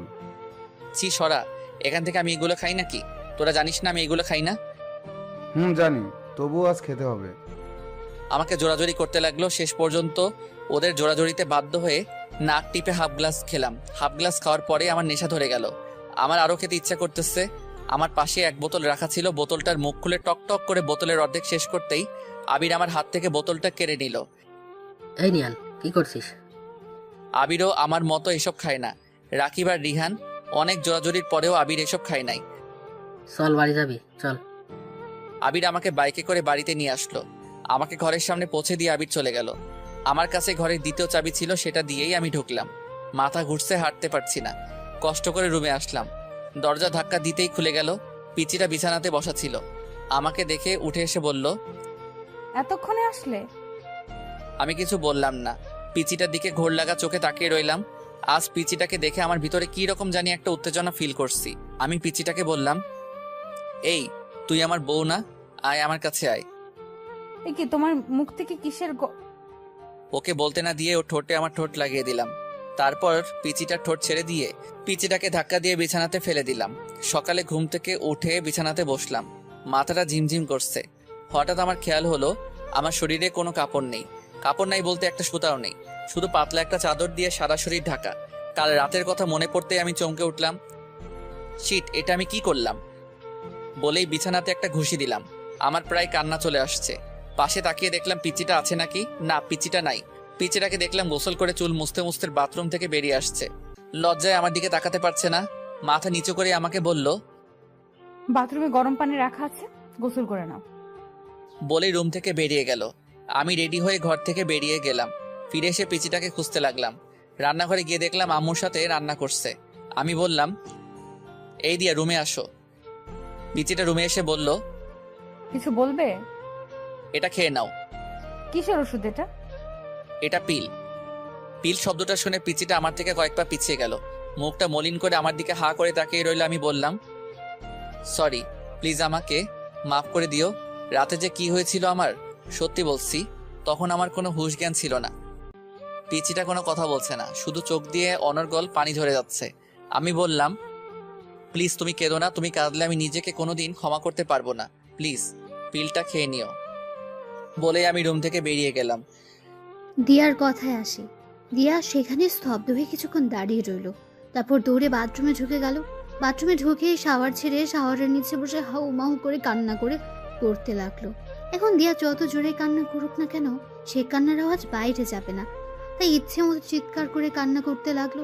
দিয়া ভেবেছিল কাল রাতের ঘটনার পর নিয়ান আর তাকে দূরে সরিয়ে রাখতে পারবে না। এখন নিয়ান তাকে মেনে নেবে, কিন্তু একটু আগে যখন নিয়ান তার হাতে পিলটা ধরিয়ে দিল, তখন মাথায় যেন আকাশ ভেঙে পড়ল। এটুকু একটা পিলকে দিয়ার কাছে মনে হয়েছিল যেন এটা পৃথিবীর সবচেয়ে ভারী একটা জিনিস। সেই ভারী জিনিসটা নিয়ান দিয়ার হাতে ধরিয়ে দিল। আমি রুম থেকে বের হয়ে এসে ড্রয়িং রুমে সোফাতে বসলাম। মনে মনে ভাবতে লাগলাম, আমি কি মেয়েটার সাথে একটু বেশি অপরাধ করে ফেলেছি? আমি যদি মেয়েটাকে স্ত্রী হিসেবে নাই মানতে পারি, তাহলে কেন আমি মেয়েটার সতীত্ব নষ্ট করলাম? নিজেকে নিজের কাছে অনেক অপরাধ বোধ হচ্ছে। মনে হচ্ছে যেন আমি এই পৃথিবীর সবচেয়ে বড় অপরাধী। মেয়েটার জন্য অনেক মায়া হচ্ছে। পিচিটার আর আমার ডিভোর্স পেপার আসতে আর মাত্র 4 দিন বাকি। পিচিটা এখন আমার সাথে আগের মতো কথা বলে না, আগের মতো পাগলামি করে না। কিছু জিজ্ঞেস করলে শুধু সেটার উত্তর দেয়। উত্তর দেওয়ার ধরন এমন, হ্যাঁ, না, ঠিক আছে, এর বেশি পিচিটা আমার সাথে একটা কথা বলে না। এখন কলেজে আমাকে ছেড়ে একা একাই চলে যায়। আমি বলেছিলাম আমার সাথে যেতে, কিন্তু পিচিটা বলে সে নাকি একা যেতে পারবে। আমি পিচিটার সেই পাগলামিগুলো অনেক মিস করি। পিচিটার কিছু হলে একটুতেই কেঁদে ফেলা, আমাকে বারবার আব্বুর ভয় দেখানো, এগুলো অনেক মিস করি। আজ বন্ধুদের সাথে কিছুক্ষণ আড্ডা দেওয়ার পর চলে আসলাম পিচিটার কলেজের সামনে। কিছুক্ষণ পর পিচিটা বেরিয়ে আসলো। আমি পিচিটাকে বললাম, বাইকে ওঠো। পিচিটা কিছু না বলে আমাকে পাশ কাটিয়ে একটা রিক্সাতে উঠে গেল। আমি পিচিটার কাণ্ড দেখে বোকা বনে গেলাম। যে মেয়েটা আমার বাইকের পেছনে উঠতে সবসময় পাগল হয়ে থাকতো, সেই মেয়ে আজ আমার সামনে দিয়ে একটা রিক্সাতে উঠলো। আমার কেন জানি বুকের ভেতরটায় অনেক কষ্ট ফিল হচ্ছে। আমার এরকম কষ্ট হচ্ছে কেন? তাহলে কি আমি মেয়েটাকে ভালোবেসে ফেলেছি? সত্যি কি আমি মেয়েটাকে ভালোবেসে ফেলেছি? নিজেই নিজেকে প্রশ্ন করতে লাগলাম। সেখানে দাঁড়িয়ানা থেকে বাড়িতে চলে আসলাম। রুমে ঢুকে দেখলাম মেয়েটা গোসল করে বাথরুম থেকে বের হচ্ছে আর টাওয়েল দিয়ে চুল মুছছে। আজ কেন জানি আমার কাছে মেয়েটাকে অন্যরকম লাগছে। বারবার পিচিটার দিকে চোখ যাচ্ছে। পিচিটার মুখটা আজ এত ফ্যাকাশে লাগছে কেন? অনেকক্ষণ ধরে দেখছি পিচিটা মনমরা হয়ে কি যেন একটা ভাবছে। পিচিটা আয়নার সামনে দাঁড়িয়ে ছিল। আমি বললাম, তোমার কি কিছু হয়েছে? মেয়েটা আমার কথায় পিছনে ঘুরে আমার দিকে কিছুক্ষণ প্রশ্নবোধক দৃষ্টিতে তাকিয়ে রইল। তারপর মুখটা মলিন করে শুধু একটা শব্দ বলল, না। মেয়েটা রুম থেকে বেরিয়ে গেল। আমি বুঝলাম না মেয়েটা আমার দিকে এরকম ভাবে তাকালো কেন। মেয়েটা কি চোখের ভাষা দিয়ে আমাকে কিছু বোঝাতে চাইছিল? রাত 10:30। আমি আগে খাবার শেষ করে রুমে এসে মেয়েটার জন্য অপেক্ষা করছিলাম। মেয়েটা এতক্ষণ ধরে আসছে না কেন? আমি রুম থেকে বের হয়ে মেয়েটাকে ডাকতে লাগলাম, দিয়া, এই দিয়া। আসছি। দৌড়াতে দৌড়াতে মেয়েটা রুমে আসলো, আমার সামনে এসে দাঁড়ালো। হাঁপাতে হাঁপাতে বলল, কিছু বলবে? এতক্ষণ ধরে রুমে আসছিলে না, তার জন্যই ডাকলাম। আর কিছু বলবে না? আমি জানি মেয়েটা আমার মুখ থেকে কি শুনতে চাইছে। আমি মেয়েটার আমার জন্য এরকম অস্থিরতা দেখে মনে মনে হাসতে লাগলাম। তারপর মুখে একটা হাসি এনে বললাম, না, আর কি বলবো। ও। মেয়েটা কিছুক্ষণ নীরব থেকে আবার বলল, আমি কাল সকালে চলে যাচ্ছি। আমি অবাক হয়ে বললাম, চলে যাচ্ছ মানে? কোথায় চলে যাচ্ছ? আমাদের ডিভোর্স পেপার চলে এসেছে। সকালে একটা লোক এসে পেপারটা দিয়ে গেছিল। মেয়েটা আলমারি থেকে ডিভোর্স পেপার বের করে আমার সামনে আনলো। তারপর পেপারটা আমাকে দেখিয়ে বলল, এই পেপারটায় সাইন করার আগে আমাকে একটাবার বউ বলে ডাকবে। শুধু একটা বার আমাকে বউ বলে ডাকো প্লিজ। আমি কিছু না বলে রুম থেকে বেরিয়ে গেলাম। ঘরের বাইরে এসে বাইকটা নিয়ে বেরিয়ে পড়লাম। বাইক চালাচ্ছি আর মনে মনে ভাবছি, তোমাকে শুধু একবার না, সারা জীবন বউ বলে ডাকবো, আমার পিচ্চি বউ। বাইকের স্পিড বাড়িয়ে দিলাম। একটা ফুলের দোকানের সামনে এসে বাইক থামালাম। তারপর অনেকগুলো গোলাপ ফুল কিনে একটা শাড়ির দোকানে এসে লাল একটা শাড়ি কিনলাম। আজ পিচ্চিটাকে নিয়ে সব আবার নতুন করে শুরু করব। শাড়ি আর গোলাপ নিয়ে একরকম দৌড়েই ঘরে ঢুকলাম। তাড়াহুড়ো করে সিঁড়ি দিয়ে উপরে উঠতে যাব, তখনই সিঁড়িতে একটা হোঁচট খেলাম। হোঁচট খেয়ে আমার পায়ের একটা নখ উল্টে রক্ত বেরোচ্ছে, সেদিকে আমার খেয়াল নাই। রুমে ঢুকে বললাম, দিয়া, আমি চলে এসেছি। কিন্তু দিয়াকে রুমে দেখতে পাচ্ছি না কেন? মনে হয় বাথরুমে আছে। বাথরুমের দরজা ধাক্কা দিতে দরজা খুলে গেল না। বাথরুমেও নেই। বেলকনিতে দেখতে যাব, তখনই চোখ পড়লো বিছানাতে। দেখলাম ডিভোর্স পেপার রাখা আছে, তার উপর একটা ছোট্ট কাগজ। আমি ডিভোর্স পেপার হাতে নিয়ে দেখলাম ডিভোর্স পেপারে দিয়ার সাইন। আমার বুকের ভিতর ধুক করে উঠল। কাগজটার ভাঁজ খুলে পড়তে লাগলাম। প্রিয় নিয়ান আহমেদ, আজ থেকে তুমি মুক্ত। আজ থেকে তোমাকে আর কখনো পিচ্চির জ্বালা সহ্য করতে হবে না। চলে যাচ্ছি সব ছেড়ে। কোথায় যাচ্ছি আমি নিজেও জানি না। তুমি হয়তো ভেবেছিলে যে আমি আমাদের বাড়িতেই যাব। না, আমি যে ওই বাড়িতে যেতে পারবো না। কি মুখ নিয়ে যাব ওই বাড়িতে? আব্বুকে গিয়ে আমি কি বলবো? তোমাকে বলেছিলাম যে সকালে যাব, কিন্তু একটু আগে তোমাকে যখন বললাম আমাকে একবার বউ বলে ডাকতে, তুমি আমার থেকে মুখ ফিরিয়ে বাইরে চলে গেলে তখনই বুঝে গেলাম আমাকে তোমার আর সহ্য হচ্ছে না। তাই সকাল পর্যন্ত থেকে তোমার অসহ্যের কারণ হতে চাই না, চলে গেলাম। তোমার মুখে সেই পিচ্চি শয়তানির ডাকটা অনেক মিস করব। ভালো থেকো, আর সুন্দর একটা বড় মেয়েকে বিয়ে করো। তোমার তো আবার পিচ্চি মেয়েদের সহ্য হয় না, এতে তোমার পিচ্চি বউ। চিঠিটা পড়ার পর আমার চোখ ঝাপসা হয়ে আসছিল, সারা পৃথিবীটা যেন আমার চোখের সামনে ঘুরছিল। সাথে সাথে সেখানে বসে পড়লাম, জোরে একটা চিৎকার দিলাম, দিয়া তুমি এটা কি করলে দিয়া? আমি তোমাকে কোথাও যেতে দিব না। বলেই দৌড়ে রুম থেকে বেরিয়ে গেলাম। বাইক স্টার্ট দিয়ে কোন দিকে যাব কিছুই বুঝতে পারছি না। অতপর কোনো দিশা না পেয়ে সামনের দিকে যেতে লাগলাম। দিয়ার কথায় আসে, রাস্তা দিয়ে আনমনে হাঁটছে দেয়া, চোখ দিয়ে অঝোর বৃষ্টি পড়ছে, বাতাসে চুলগুলো উঠছে। কোথায় যাচ্ছে সে নিজেও জানে না, শুধু এটা জানে যে নিয়ানের জীবন থেকে অনেক দূরে চলে যাবে। নিয়ানকে সে নিজের জীবনের চাইতেও বেশি ভালোবাসে। সেই ছোটবেলা থেকে নিয়ান তার মনে জায়গা করে আছে। আজ সেই মনের মানুষটাকে ছেড়ে অনেক দূরে চলে যাচ্ছে সে। দিয়া মনে মনে ভাবছে, সে কি দূরে চলে গেলে নিয়ানকে ভুলে থাকতে পারবে? আবার নিজেকে নিজে উত্তর দিচ্ছে, নিজেকে ভুলতে পারে, কিন্তু নিয়ানকে কোনোদিনও ভুলতে পারবে না। এসব ভাবতে ভাবতে কোনো সময় যে রাস্তার মাঝখানে চলে এসেছে সে নিজেও জানে না। পেছন থেকে হঠাৎ একটা কার এসে দিয়াকে অনেক জোরে ধাক্কা দিল। দিয়া ছিটকে অনেক দূরে গিয়ে পড়ল। আস্তে আস্তে চোখ বন্ধ হয়ে আসছে দিয়ার। চোখে বন্ধ করার আগে চোখে ঝাপসা দেখতে পেল, একটা লোক তাকে পাচাকোলা করে কোলে তুলেছে। অন্য হয় দিয়াকে এদিক সেদিক খুঁজে বেড়াচ্ছি, কিন্তু কোথাও খুঁজে পাচ্ছি না। কোথায় গেল মেয়েটা? তাহলে কি মেয়েটাকে আর খুঁজে পাবো না? আর খুঁজে পাবো না সেই কথা মনে পড়তেই বাইক থামিয়ে বাইক থেকে নেমে সেখানে রাস্তার পাশে বসে পড়লাম। তাহলে আমি কি আমার পিচিটাকে হারিয়ে ফেলেছি? না, এটা হতে পারে না। বলে জোরে একটা চিৎকার দিলাম, দিয়া। চিৎকার করে কান্না করতে লাগলাম আর জোরে জোরে বলতে লাগলাম, দিয়া তুমি কোথায়? প্লিজ আমাকে ছেড়ে কোথাও যেও না দিয়া। দিয়া আমি তোমাকে অনেক ভালোবাসি দিয়া। এই পিচি শয়তানি, তুই শুনতে পারছিস? আমি তোকে অনেক ভালোবাসি। হাওয়া করে কান্না করতে লাগলাম। এই দিয়া, তুমি আমার থেকে একবার বউ ডাক শুনতে চেয়েছিলে না? এই যে আমি তোমাকে বউ ডাকছি। বউ, এই বউ তুমি কোথায়? বউ তুমি শুনতে পারছো আমি তোমাকে বউ ডাকছি? ইয়া আল্লাহ, তুমি আমার পিচ্ছি বউকে আমার কাছে এনে দাও।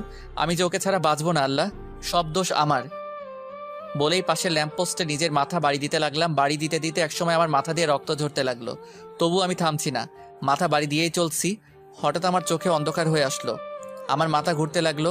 তারপর আমি মাটিতে লুটিয়ে পড়লাম। এরপরে কি হয়েছিল আমার আর কিছু মনে নাই। দিয়া বলে চিৎকার দিয়ে উঠলাম, এ কি আমি কোথায়? সারা রুমে চোখ বুলাতেই বুঝতে পারি এটা একটা হসপিটাল। মাথায় ব্যথা অনুভব করলাম, মাথায় হাত দিয়ে দেখি ব্যান্ডেজ। আমার চিৎকার শুনে আম্মু দৌড়ে কেবিনে ঢুকলেন। আম্মু আমার পাশে এসে বসে বললেন, এখন কেমন লাগছে নিয়ান? আমি আম্মুর প্রশ্নের উত্তর না দিয়ে কান্না করতে করতে বললাম, আম্মু দিয়া। চুপ কর, তোকে আর কিচ্ছু বলতে হবে না। আমি চিঠিটা পড়েছি আর তোদের ডিভোর্সের পেপারটাও দেখেছি। তুই মেয়েটার সাথে এমন কেন করলি নিয়ান? বলে আম্মু কান্না করতে করতে কেবিন থেকে বেরিয়ে গেলেন। আমি অসুস্থ না হলে হয়তো আম্মু আমার গালে কষে একটা চড় মারতেন। আমার অসুস্থতার জন্য সেটা করলেন না। আমার দিয়ার কথা মনে পড়তেই আমার বুকটা কেঁপে উঠল। হাতের স্যালাইন খুলে হাসপাতালের সিট থেকে নামলাম, দাঁড়াতেই পারছি না, অনেক কষ্ট হচ্ছে, তবুও উঠে দাঁড়ালাম। যতই কষ্ট হোক আমাকে যে যেতে হবে, আমার পিচিটাকে যে খুঁজে বের করতে হবে। কেবিন থেকে বেরিয়ে পড়লাম, মাথাটা ঝিমঝিম করছে। আমাকে দেখে আম্মু চিৎকার দিয়ে উঠলেন, নিয়ান তুই এই অবস্থাতে কোথায় যাচ্ছিস? বলেই পেছন থেকে আম্মু আমার হাত চেপে ধরলেন। আম্মু আমাকে ছাড়ো, আমাকে যেতে হবে, দিয়াকে খুঁজে বের করতে হবে। নিয়ান বাবা, এরকম পাগলামি করিস না, তোর শরীরটা যে ভালো না। তাছাড়া দিয়াকে খুঁজতে তোর আপু আর চাচা গেছেন। না আম্মু, আমাকেও যেতে হবে। বলে এক ঝটকায় আম্মুর থেকে আমার হাত ছাড়িয়ে দৌড়ে যেতে লাগলাম। কিছুটা যেতেই মাথাটা ঘুরতে লাগলো, আর যেতে পারলাম না, সেখানেই মাথা ঘুরে পড়ে গেলাম। এদিকে আজ 3 দিন পর দিয়ার জ্ঞান ফিরল। রিয়া চোখ খুলতে নিজেকে একটা হসপিটালে আবিষ্কার করে। পাশে লক্ষ্য করে দেখে নিয়ানের বয়সে একটা ছেলে বসে আছে। দিয়া বলল, আমি কোথায় আর এখানে কিভাবে আসলাম? দিয়াকে উঠতে দেখে ছেলেটা বলল, আপনার এখন কেমন লাগছে? ভালো, কিন্তু আমি এখানে কেন? আর এটা কোন জায়গা? আপনি এখন মালয়েশিয়ায়। মানে আমি মালয়েশিয়ায় কিভাবে আসলাম? আমি তো একটা গাড়ির সাথে। দিয়াকে আটকিয়ে ছেলেটা বলল, হ্যাঁ, সেদিন আপনি আমার গাড়ির সাথে ধাক্কা খেয়েছিলেন। ধাক্কা অনেক জোরে লেগেছিল, আপনার অনেক ব্লিডিং হচ্ছিল। আমি আপনাকে সেখানকার একটা হসপিটালে নিয়ে যাই।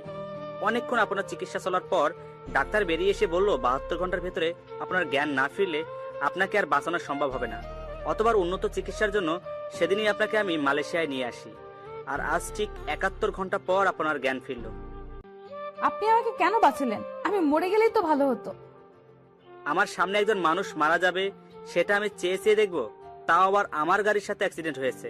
আচ্ছা, আপনি সেদিন মাঝ রাস্তায় দিয়ে হাঁটছিলেন কেন? আর মরে গেলে ভালো হতো এটা কেন বলছেন? দিয়া নিয়ানের সাথে ঘটে যাওয়া সব ঘটনাই ছেলেটাকে বলল। সব বলার পর ছেলেটার দিকে তাকাতেই দেখলো ছেলেটার চোখে পানি। ছেলেটা বলল, একটা মেয়ে একটা ছেলেকে এতটা ভালোবাসতে পারে? দিয়া কিছু বলল না, শুধু চোখ দিয়ে পানি ঝরছে। ছেলেটা আবার বলল, ওই বজ্জাত ছেলেটা কি করে পারলো আপনার মতো একটা মিষ্টি মেয়েকে কষ্ট দিতে? প্লিজ ওকে কিচ্ছু বলবেন না, ও অনেক ভালো ছেলে। আপনাকে এত কষ্ট দেওয়ার পরও আপনি বলছেন ছেলেটা ভালো? আমি যে ওকে আমার জীবনের চাইতেও বেশি ভালোবাসি, তাই ও যতই খারাপ হোক আর আমাকে যতই কষ্ট দেখ না কেন, আমার কাছে ও ভালোই থাকবে। সত্যি আপনার তুলনা হয় না। যে ছেলেটা আপনাকে এত অবহেলা কষ্ট দিল আর আপনি তাকেই বলছেন ভালো। আচ্ছা, আপনার নামটাই জানা হলো না। আমি দিয়া। আর আমি আরিয়ান চৌধুরী। আমি হলাম এই চৌধুরী সাহেবের মা। দিয়া দেখতে পেল কথাটা বলতে বলতে একজন মহিলা কেবিনে ঢুকছেন। আরিয়ান মহিলাটাকে দেখিয়ে বলল, দিয়া, উনি আমার আম্মু।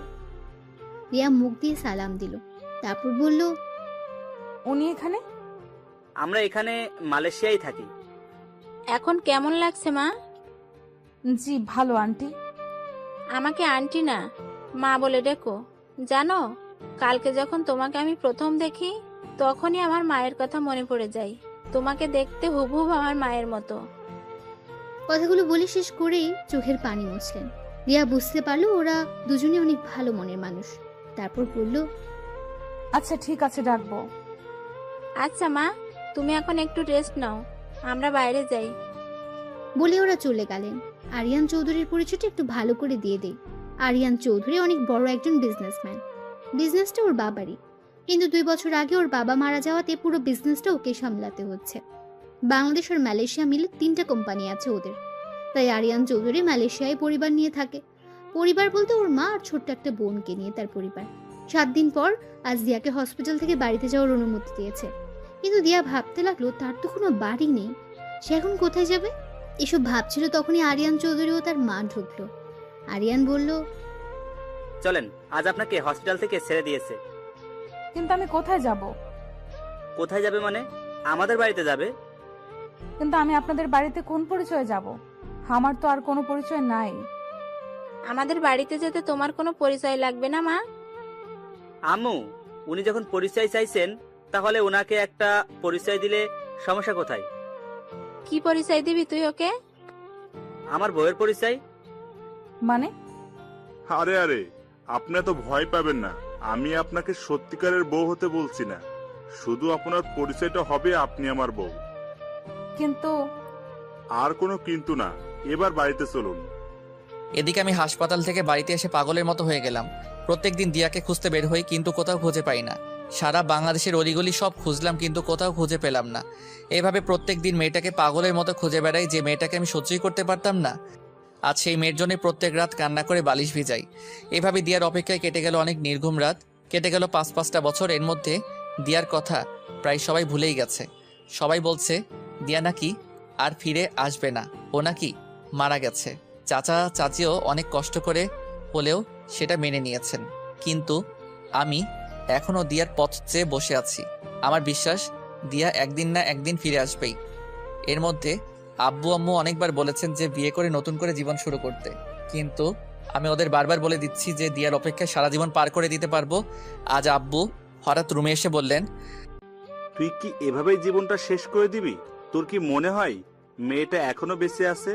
আর বেঁচে থাকলেও কি তোর জন্য বসে আছে নাকি? বেঁচে থাকলেও হয়তো কারোর সাথে বিয়ে হয়ে সংসার করছে।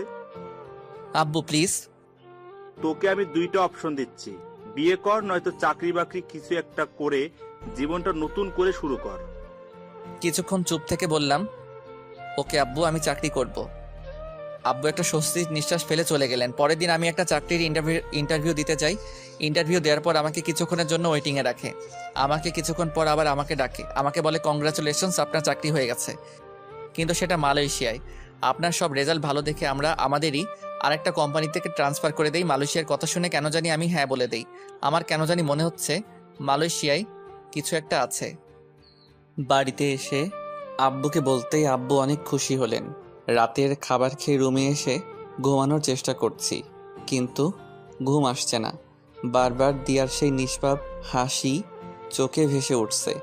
জানি শেষ রাত বা মধ্যরাত ছাড়া আমার ঘুম আসবে না।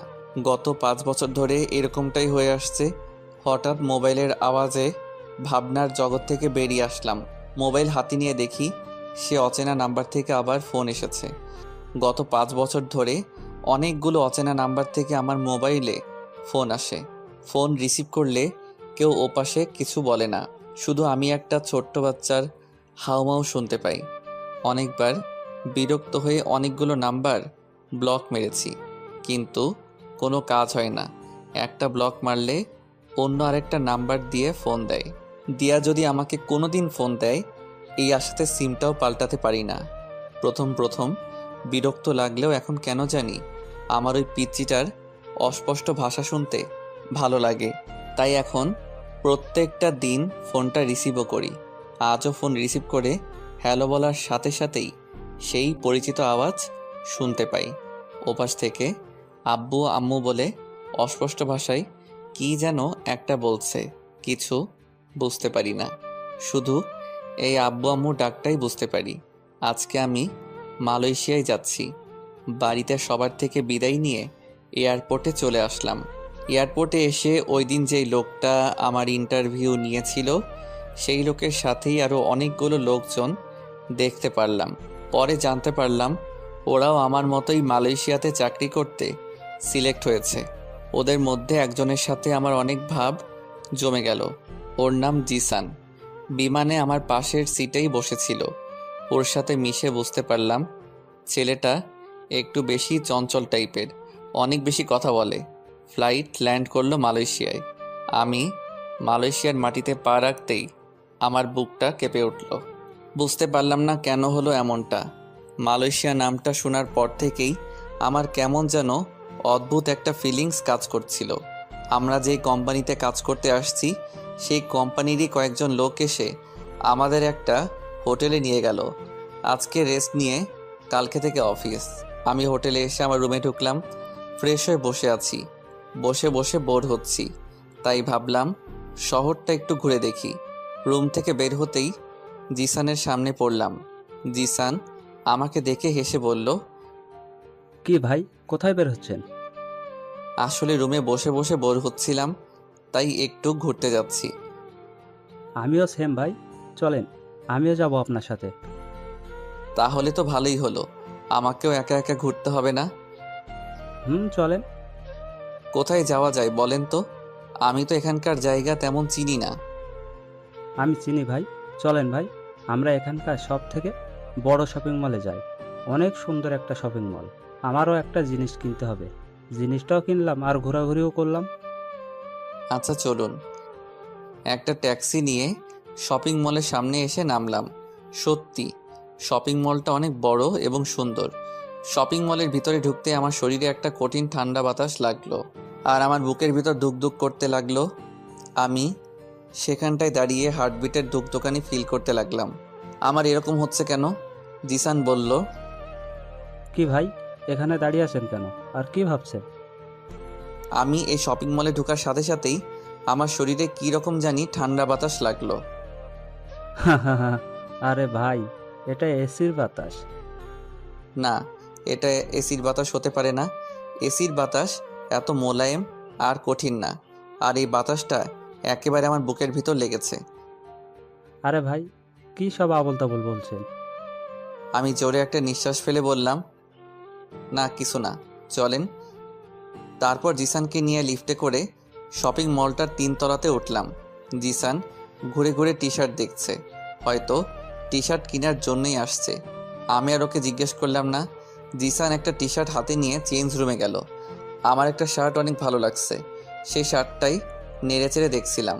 হঠাৎ আমার চোখ আটকে গেল একটা মেয়ের উপর। মেয়েটা আমার ঠিক উল্টো দিকে মুখ করে লিফটের সামনে দাঁড়িয়ে আছে। মেয়েটাকে আমার এত চেনা চেনা লাগছে কেন? আমি মেয়েটার মুখ দেখতে না পারলেও আমার কেন জানি মনে হচ্ছে মেয়েটা আমার অনেক দিনের চেনা কেউ। আমার হার্টবিট অনেক স্পিডে দৌড়াচ্ছে। দৌড়ে আমি মেয়েটার কাছে যেতে লাগলাম। আমি দৌড়ে মেয়েটার কাছে যাওয়ার আগেই মেয়েটা লিফটে উঠে গেল। আমি লিফটের সামনে এসে দেখলাম লিফট লেগে গেছে।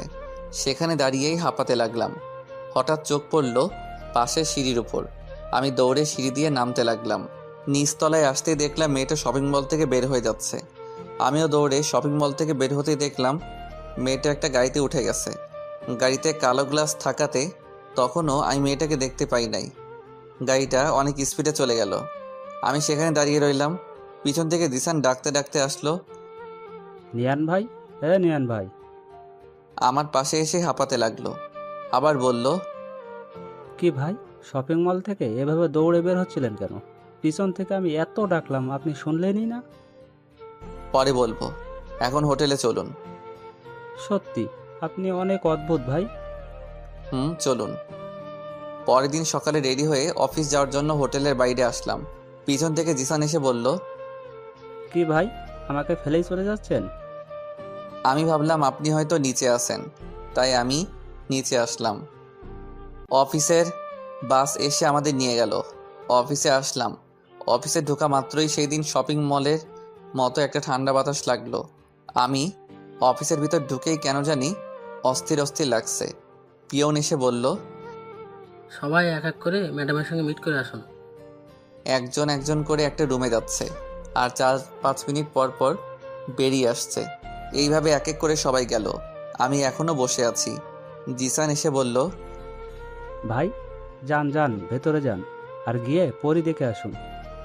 কি বলছেন? কি পরি কোত্থেকে আসলো? আরে ভাই, এই পরি সেই পরি না, এটা মানুষ পরি। মানে আমাদের বসটা দেখতে একেবারে পরির মতো।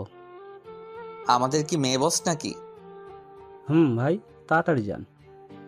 আমি উঠে আমাদের বস মানে মেয়েটার দরজার পাশে এসে বললাম, may I come in madam? Yes, come in. মেয়েটার কণ্ঠ শুনে আমি চমকে উঠলাম। চোখ তুলে তাকাতেই আমি স্তব্ধ হয়ে দাঁড়িয়ে রইলাম। আমি কি দেখছি? আমি নিজের চোখকেই বিশ্বাস করতে পারছি না। তখন আমার মুখ দিয়ে শুধু একটা শব্দ বেরিয়ে আসলো, দিয়া তুমি? আমি আমার নিজের শরীরে একটা চিমটি কেটে চোখ বন্ধ করে আবার তাকালাম। আমি ঠিকই দেখছি, দিয়া আমার সামনে, আমার পিচ্চি বউ আমার সামনে। কিন্তু এটা কোন দিয়া? এটা কি সেই পিচ্চিটা? পিচ্চিটা তো এখন পিচ্চি নাই, অনেক বড় হয়ে গেছে। এদিকে দিয়া আমাকে দেখে চেয়ারে বসে থাকতে পারলো না, চেয়ার থেকে উঠে দাঁড়ালো। মুখটা হা করে আমার দিকে অবাক দৃষ্টিতে তাকিয়ে রইল, আর গাল বেয়ে চোখের পানি গড়িয়ে পড়ছে। আমি যেই দিয়ার কাছে এগিয়ে গিয়ে কিছু বলতে যাব, তখনই আমার পিছন থেকে একটা বাচ্চা বলে উঠল, আম্মু। আমি পিছনে তাকিয়ে দেখলাম একটা লোকের কোলে 3 থেকে 4 বছর বয়সী একটা বাচ্চা। লোকটা হয়তো ড্রাইভার, কিন্তু বাচ্চাটা আম্মু বলল কাকে? বাচ্চাটা সেই ড্রাইভারটার কোল থেকে নেমে ছোট ছোট পায়ে দৌড়ে গিয়ে আম্মু আম্মু বলতে বলতে দিয়ার কোলে উঠল। আমার মাথায় যেন আকাশ ভেঙে পড়ল। তার মানে সেদিনের আব্বুর কথাটাই সত্যি হলো। দিয়া অন্য কারোর সাথে বিয়ে হয়ে সংসার করছে, আর তার প্রমাণ হলো এই বাচ্চাটা। আমার সেখানে দাঁড়িয়ে থাকতে কষ্ট হচ্ছে, বুকের ভিতর অনেক কষ্ট ফিল হচ্ছে। মনে হচ্ছে কেউ বুকে হাতুড়ি দিয়ে পিটাচ্ছে। আমি কিছুক্ষণ ওদের মা মেয়েকে দেখে কেবিন থেকে বেরিয়ে যেতে লাগলাম। পিছন থেকে দিয়া ডাক দিল, এই যে শুনুন। আমি ঘুরে দিয়ার চোখের দিকে তাকালাম। দিয়া একবার আমার চোখের দিকে তাকিয়ে আবার চোখ নিচে নামিয়ে বলল, অফিসের বসকে কোনোদিন নাম ধরে ডাকতে নেই, এই ভুলটা যেন আর না হয়। আমি দিয়ার কণ্ঠে রাগ মান অভিমান ফিল করলাম। কিছুক্ষণ দিয়ার দিকে তাকিয়ে থেকে বললাম, জি ম্যাডাম। বলে আমি আবার বেরিয়ে যেতে লাগলাম। পিছন থেকে দিয়ার মেয়েটা দৌড়ে এসে আমার হাত ধরল আর তুতলিয়ে তুতলিয়ে বলল, আঙ্কেল, আমি তোমাকে চিনি। আমি মেয়েটাকে কোলে নিয়ে গালে একটা চুমু দিয়ে বললাম, কিভাবে চিনো মামুনি? তোমাকে আমি আম্মুর ফোনে দেখেছি। মেয়েটার কথা শুনে আমি দিয়ার দিকে তাকালাম। দিয়া মেয়েটাকে ধমক দিয়ে বলল, হিয়া, এদিকে আসো বলছি। না আমি যাব না, আমি আঙ্কেলের কাছে থাকবো। বলেই আমার গলা 2 হাত দিয়ে শক্ত করে জড়িয়ে ধরলো। তিয়া রেগে সেখান থেকে উঠে এসে মেয়েটাকে আমার কোলে থেকে টেনে নিয়ে নিল। মেয়েটা কান্না শুরু করে দিল, তারপর অন্যদিকে মুখ করে দিয়া বলল, আপনি এখন আসতে পারেন আর গিয়ে আপনার কাজ শুরু করে দেন। আমি সেখান থেকে বেরিয়ে আসলাম। নিয়ান বেরিয়ে যাওয়ার সাথে সাথে দিয়া ক্যাবিনের দরজাটা লক করে এসে কান্না করতে লাগলো। দিয়ার চিৎকার দিয়ে কান্না করতে ইচ্ছে করছে, কিন্তু অফিস বলে সেটা করতে পারছে না। দিয়া হাত দিয়ে মুখ চেপে কান্না করতে লাগলো। কান্না করছে আর বলছে, আমি কি করে পারলাম আমার নিয়ানের সাথে এরকম ভাবে কথা বলতে? যাকে আমি আমার জীবনের চাইতেও বেশি ভালোবাসি তাকে আমি কি করে পারলাম এরকম অপমান করতে? এগুলো বলছে আর মুখ চেপে কান্না করছে দিয়া। দিয়ার মেয়েটা তার মার কান্না দেখে বলল, আম্মু তুমি কেঁদো না, আমি আর যাবো না ওই আঙ্কেলটার কাছে। দিয়া ওর মেয়েকে জড়িয়ে ধরে কান্না করতে লাগলো আর বলল, তুই ওর কাছে যাওয়াতে আমি কাঁদছি না, তুই ওর কাছে যাওয়াতে আমি আরো খুশি হয়েছি। বলে দিয়া মেয়েটার কপালে একটা চুমু খেলো। দিয়া এখন বুঝতে পারলো কালকে শপিং মলে তার মনে হয়েছিল যে নিয়ান তার আশেপাশে ছিল, তার মানে সত্যি নিয়ান শপিং মলে ছিল। দিয়া চোখের পানি মুছে জোরে একটা নিঃশ্বাস নিল। এখন দিয়ার ভেতরটা একটু হালকা লাগছে, কারণ আজ 5-5টা বছর পর নিয়ানকে সে দেখলো। আমি সামনে আগাচ্ছি আর ভাবছি এটাই আমার প্রাপ্য ছিল। আমি মেয়েটাকে একসময় কত কষ্ট দিয়েছি, এখন মেয়েটার চেয়ে দ্বিগুণ কষ্ট আমি পাচ্ছি। হ্যাঁ, এটাই আমার প্রাপ্য। আমাকে অনেকক্ষণ পর কেবিন থেকে বেরিয়ে আসতে দেখে জিসান এগিয়ে আসলো, এসে বলল, কি ভাই এতক্ষণ ধরে? আমাদের পরিবস আপনার কি পরীক্ষা নিচ্ছিল? সাবধান ভাই, অন্য কোনো ধান্দায় পড়েন না।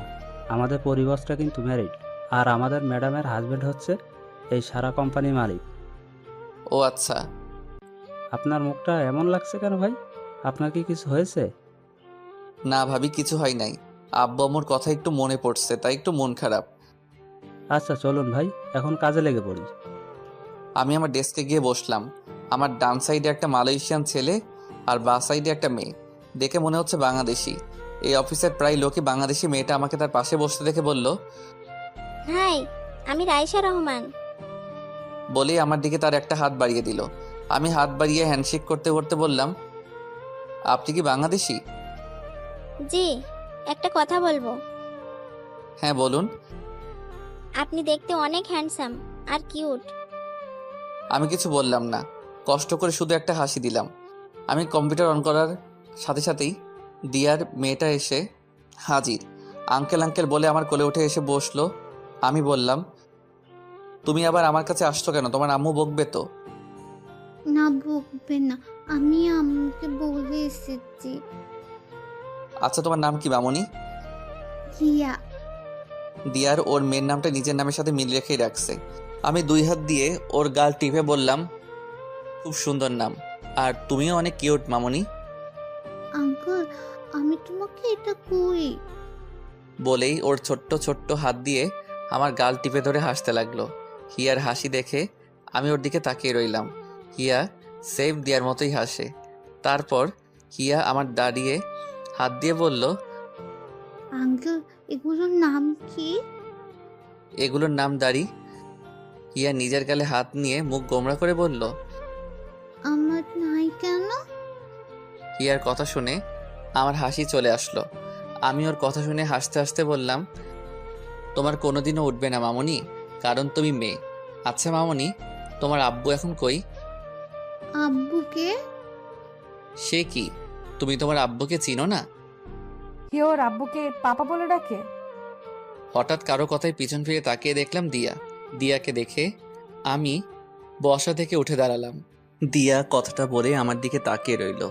আমি ওর থেকে চোখ নামিয়ে বললাম, সরি ম্যাডাম, আসলে আপনার মেয়ে আমার কাছে।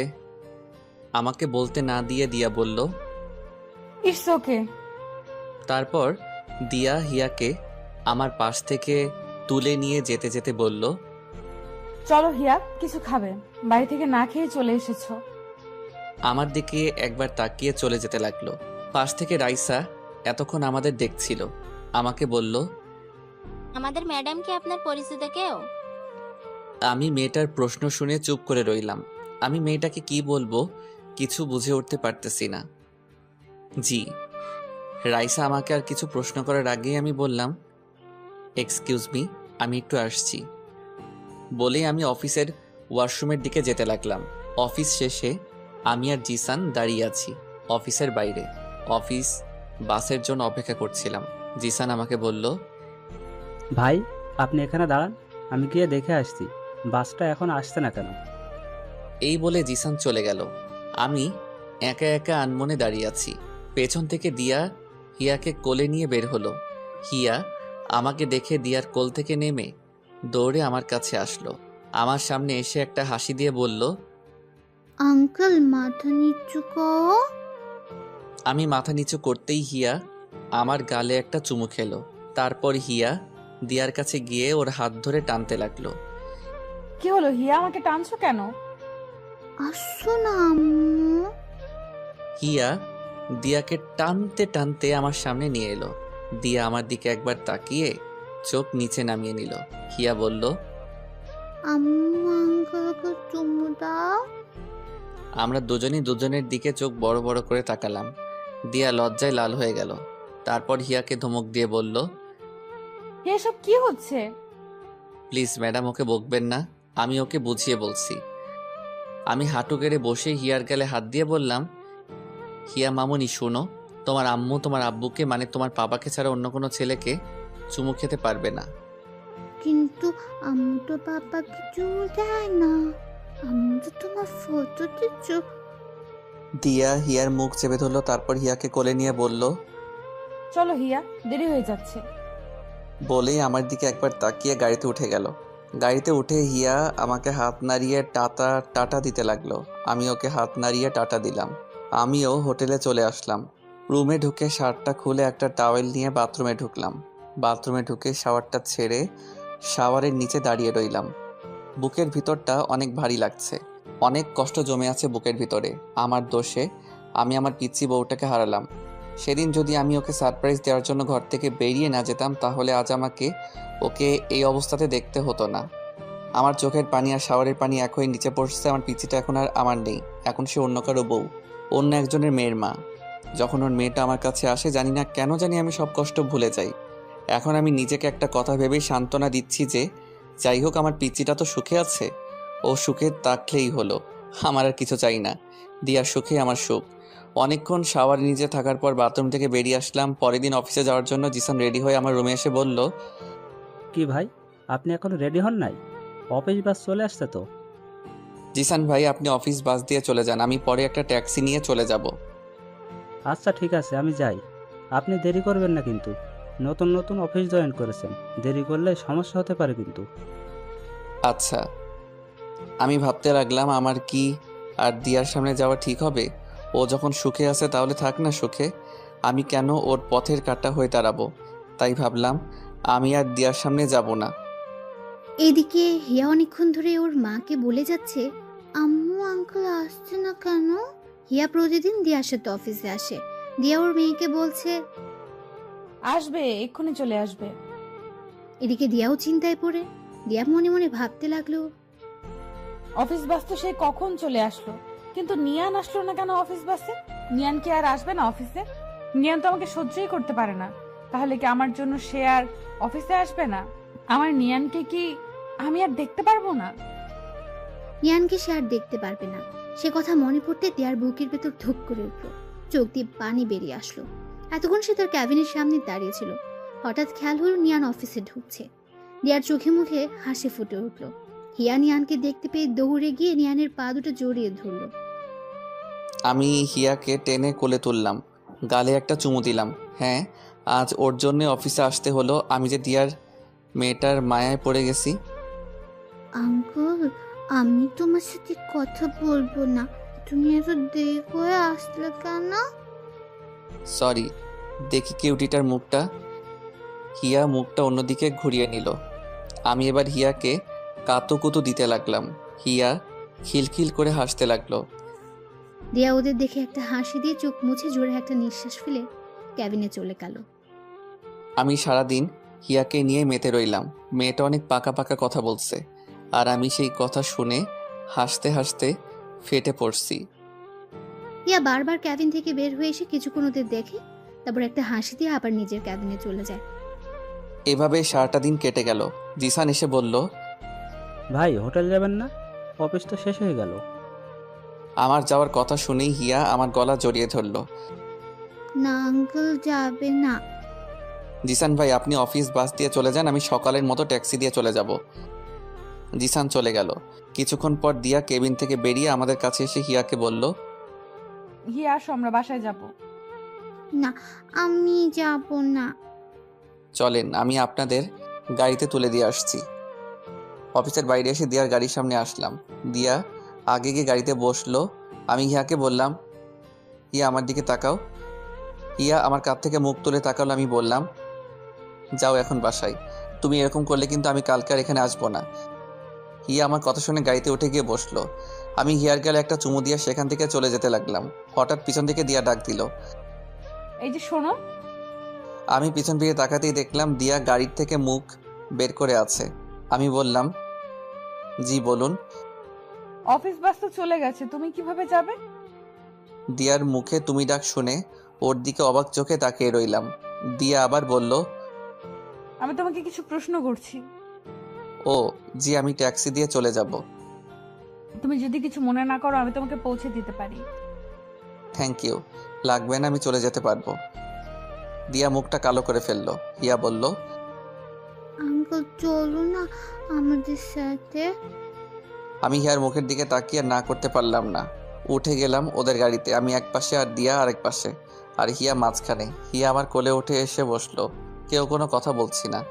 কিছুক্ষণ চুপ থাকার পর হুট করে দিয়া বলল, তোমার বউকে কি এখানে মানে মালয়েশিয়ায় সাথে করে নিয়ে এসেছো? আমি দিয়ার কথা শুনে হাসতে লাগলাম। হা হা হা, বউ হা হা। কি হলো, হাসছো কেন? আমি হাসির কিছু বলেছি? আমার কপালে বউ নাই। মানে তুমি কি সব অদ্ভুত কথা বলছো? সত্যি তো বলছি, এখানে অদ্ভুতের কি আছে?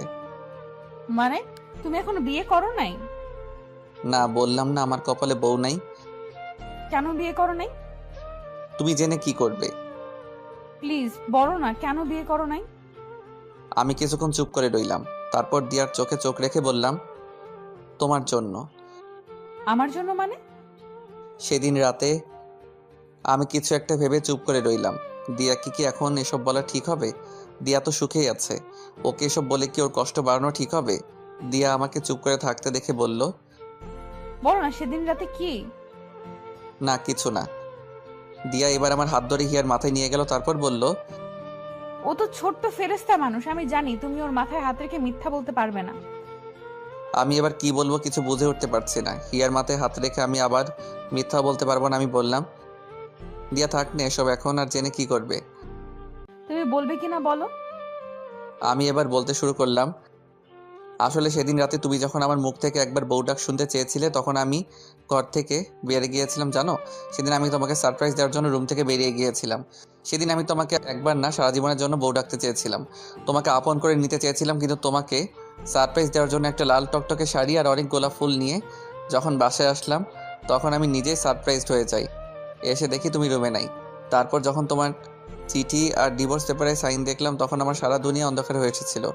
তারপর 5-5টা বছর তোমার অপেক্ষায় তোমাকে খুঁজতে খুঁজতে কাটিয়ে দেই। সবাই তো ভেবে নিয়েছিল যে তুমি আর বেঁচে নেই, কিন্তু একমাত্র আমিই জানতাম তোমাকে আমি একদিন না একদিন খুঁজে পাবো।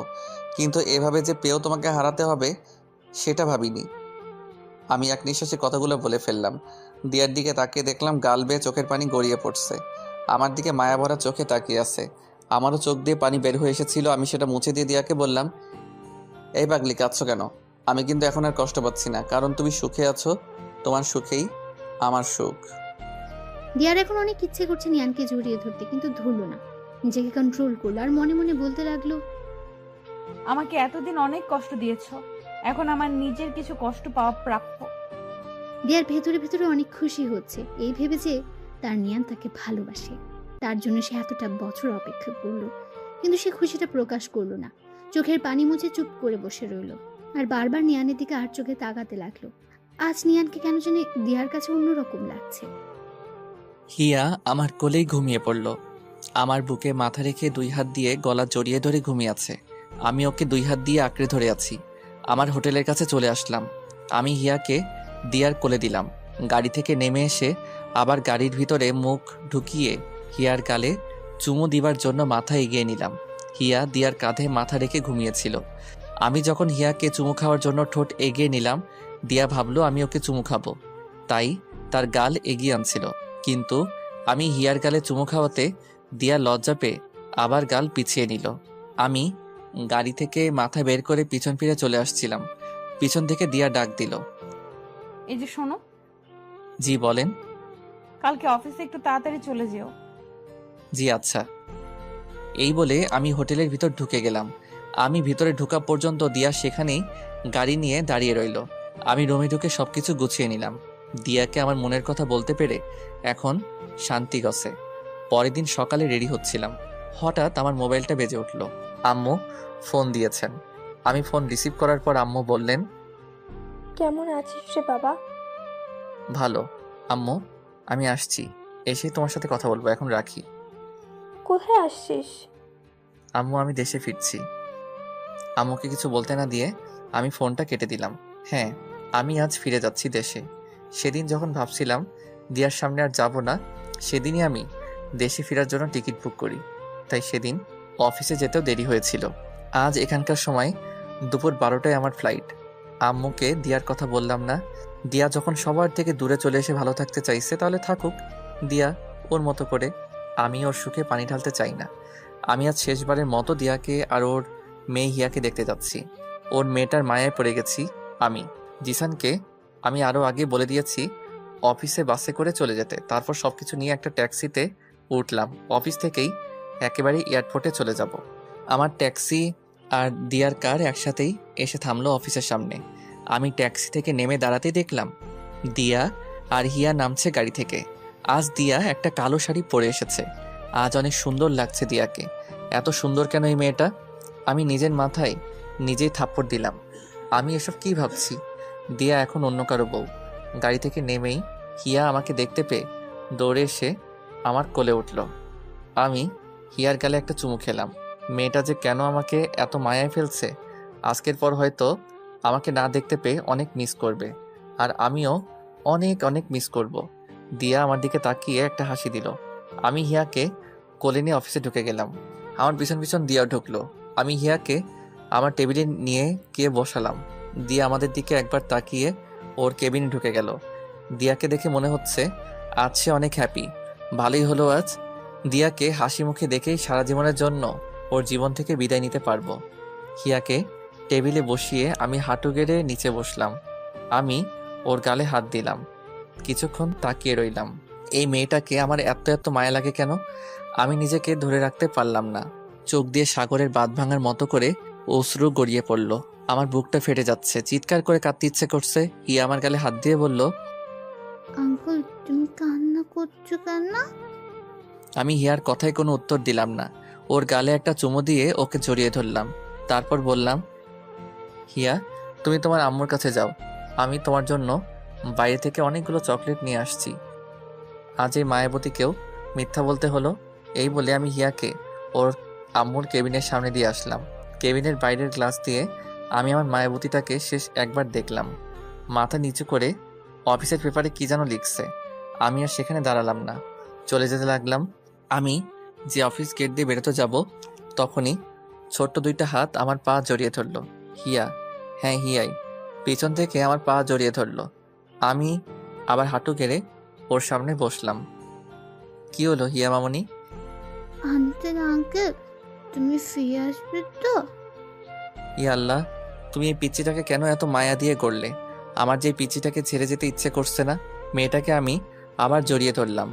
আমার এখন হাউমাউ করে কান্না করতে মন চাইছে।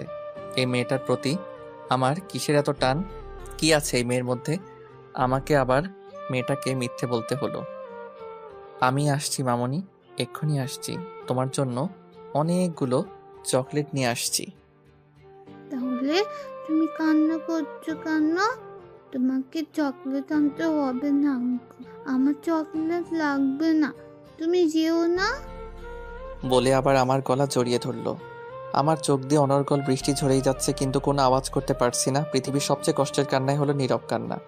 এই কান্নায় বুক ফাটে ঠিকই, কিন্তু মুখ ফাটে না। এখন সেই পরিস্থিতিতেই আমি আছি। আমি হিয়াকে আমার থেকে ছাড়িয়ে আরও একটা মিথ্যা বললাম। এই যে মামনি, ওই যে দেখা যাচ্ছে দোকান, সেখান থেকেই আমি আসছি। তুমি তোমার আম্মুর কাছে যাও। হিয়া মুখটা কালো করে চলে গেল। আমি ট্যাক্সিকে বলেছিলাম আমি আসার আগ পর্যন্ত দাঁড়িয়ে থাকতে। ট্যাক্সিটা এখনো দাঁড়িয়ে আছে। আমি ট্যাক্সি তুলতে যাব, তখনই জিসান আমাকে ডাক দিল। এই যে নিয়ান ভাই, কোথায় যাচ্ছেন ভাই? আপনি অনেক ভালো জিসান ভাই, এই কদিনে আমাকে অনেক আপন করে নিয়েছেন। আমি দেশে ফিরে যাচ্ছি ভাই। মানে এই তো কদিন হলো এখানে আসছেন। আমি আর এদেশে থাকতে চাই না ভাই। আসি ভাই, ভালো থাকবেন। এই বলে আমি ট্যাক্সিতে উঠে গেলাম। এদিকে হিয়া নিয়ান চলে যাওয়ার পর ওর আম্মুর ক্যাবিনে যায়। নিয়ান যেখানে বসে কাজ করতো সেখানে বসে। আধা ঘন্টা হয়ে গেল, নিয়ান এখন আসছে না। এদিকে দিয়া ভাবলো একবার ওদের দেখে আসে। দিয়া ক্যাবিন থেকে বের হয়ে এসে দেখে হিয়া একা একা গালে হাত দিয়ে বসে আছে। দিয়া এগিয়ে গিয়ে বলল, তোমার আঙ্কেল কই গেছে হিয়া? আমার জন্য চকলেট আনতে গেছে, কিন্তু জানো আম্মু, আঙ্কেল সে কখন গেছে, এখনো আসছে না। আর জানো আম্মু, আঙ্কেল বাইরে যাওয়ার সময় অনেক কান্না করছে। দিয়ার বুক ধুক করে উঠল। নিয়ান কান্না করলো কেন? তাহলে কি নিয়ান? দিয়া হিয়াকে কোলে নিয়ে জিশানের কাছে গেল। নিয়ানকে সে অনেকবার জিশানের সাথে দেখেছে। জিশান দিয়াকে দেখেই বসা থেকে উঠে দাঁড়ালো। ম্যাডাম কিছু বলবেন? নিয়ান কোথায় গেছে? নিয়ান ভাই তো আজ দেশে চলে যাচ্ছে। কি? এ বলে দিয়া হিয়াকে নিয়ে বেরিয়ে যেতে লাগলো। জিশান কিছুই বুঝতে পারলো না। নিয়ান দেশে চলে যাচ্ছে শুনে তার ম্যাডাম কেন এরকম রিয়াক্ট করলো। দিয়া নিজের গাড়িতে উঠে ড্রাইভারকে বলল, তাড়াতাড়ি এয়ারপোর্টে চলেন। দিয়াকে কান্না করতে দেখে হিয়া জিজ্ঞেস করলো, আম্মু তুমি কান্না করছো কেন? আর আঙ্কেল কই গেছে? কোথাও যাই নাই মা, আমরা এক্ষুনি খুঁজে বের করব। বলেই হিয়াকে জড়িয়ে ধরে কান্না করতে লাগলো দিয়া। ড্রাইভারকে বলল, আর একটু জোরে চালান না। ড্রাইভার গাড়ির স্পিড অনেক বাড়িয়ে দিল। আমার পাসপোর্ট ভিসা চেক করছিল একজন গার্ড। আমি এক্ষুনি এয়ারপোর্টের ভিতরে ঢুকে যাব, আর বেশিক্ষণ বাকি নাই আমার ফ্লাইট ছাড়তে। গার্ড আমার সব কিছু চেক করে বলল আমার সব কিছু ঠিক আছে, আমি এখন ভিতরে যেতে পারি। আমি যেই ভিতরে যাওয়ার জন্য পা বাড়ালাম, হঠাৎ পিছন থেকে কে যেন আমাকে জড়িয়ে ধরলো। আমি পিছনে ফিরে তাকাতেই দেখলাম দিয়া। দিয়া, তুমি এখানে? একাই চলে যাচ্ছ? তোমার বউকে আর তোমার মেয়েকে নিয়ে যাবে না একসাথে করে? আমার মেয়ে মানে? হিয়া তোমার মেয়ে। সেদিন তুমি যখন আমাকে পিলটা দিয়েছিলে সেদিন আমি খাইনি, ফেলে দিয়েছিলাম। দিয়ার কথা শুনে খুশিতে আমার কান্না চলে আসলো। আমি দিয়ার দুই গালে হাত দিয়ে চোখের পানি ফেলতে ফেলতে বললাম, হিয়া আমার মেয়ে, আমার মেয়ে। এই বলে আমি দিয়াকে জড়িয়ে ধরলাম। দিয়াও কান্না করছে। তারপর আমার থেকে নিজেকে ছাড়িয়ে বলল, এই ছাড়ো ছাড়ো, কি করছো? সবাই দেখছে। আমার বউকে আমি জড়িয়ে ধরেছি, তাতে কার কি? তাই বলে মানুষ কি ফ্রিতে সিনেমা দেখাবে? বলে বাবালে, আমার পিচটা দেখে অনেক পাকনা হয়ে গেছে। এই ছাড়ো, আমি কি এখন আর পিচ্ছে রয়ে গেছি নাকি? আমি তো এখন অনেক বড় হয়ে গেছি। তুমি যতই বড় হও না কেন, আমার কাছে সে আগের পিচ্ছি হয়ে থাকবে, আমার পিচ্ছি বউ। এখন আসছে প্রেম দেখাতে। তখন তো আমাকে কত কষ্ট দিয়েছিলে। হ্যাঁ দিয়েছিলাম, তাই তো তোমার চেয়ে দ্বিগুণ কষ্ট আমি এই 5টা বছরে পেলাম। আর আমি কি কম কষ্ট পাইছি এই 5 বছরে? জানো, প্রত্যেক দিন তোমার কথা মনে পড়তো, তোমাকে অনেক মিস করতাম। তাই প্রত্যেক দিন তোমাকে ফোন দিতাম, শুধুমাত্র তোমার মুখ থেকে একটা শব্দ শোনার জন্য। শব্দ না শুনতে পারলেও তোমার নিঃশ্বাসের আওয়াজ শুনলেই আমার মন শান্ত হতো। কি ওই অপরিচিত নাম্বারটা তুমি ছিলে? আমার মেয়েটা কই গো? গাড়িতে আছে, চলো। গাড়ির ভিতরে ঢুকতেই হিয়া আমাকে দেখে আঙ্কেল আঙ্কেল বলে জড়িয়ে ধরলো। আমি বললাম, আঙ্কেল না মামুনি আব্বু বলো। আব্বু কেন? এখন থেকে আব্বুই বলবে। আমি হিয়াকে আমার কোলে নিয়ে ওর চোখে মুখে অনেকগুলো চুমু দিলাম। দিয়া আমাদের বাবা মেয়ের মিলন দেখে হাসতে লাগলো। আমি হিয়াকে বললাম, চলো আম্মু, আমরা এখন বাংলাদেশে যাব। বলে আমি হিয়াকে কোলে নিয়ে গাড়ি থেকে নেমে দিয়ার হাত ধরে টানতে লাগলাম। দিয়া বলল, এই কোথায় যাচ্ছ? কেন, দেশে যাবা না? পাসপোর্ট টিকিট ছাড়া কিভাবে যাব আমরা? ও আমি তো ভুলে গেছিলাম। তো এখন আমরা কই যাব?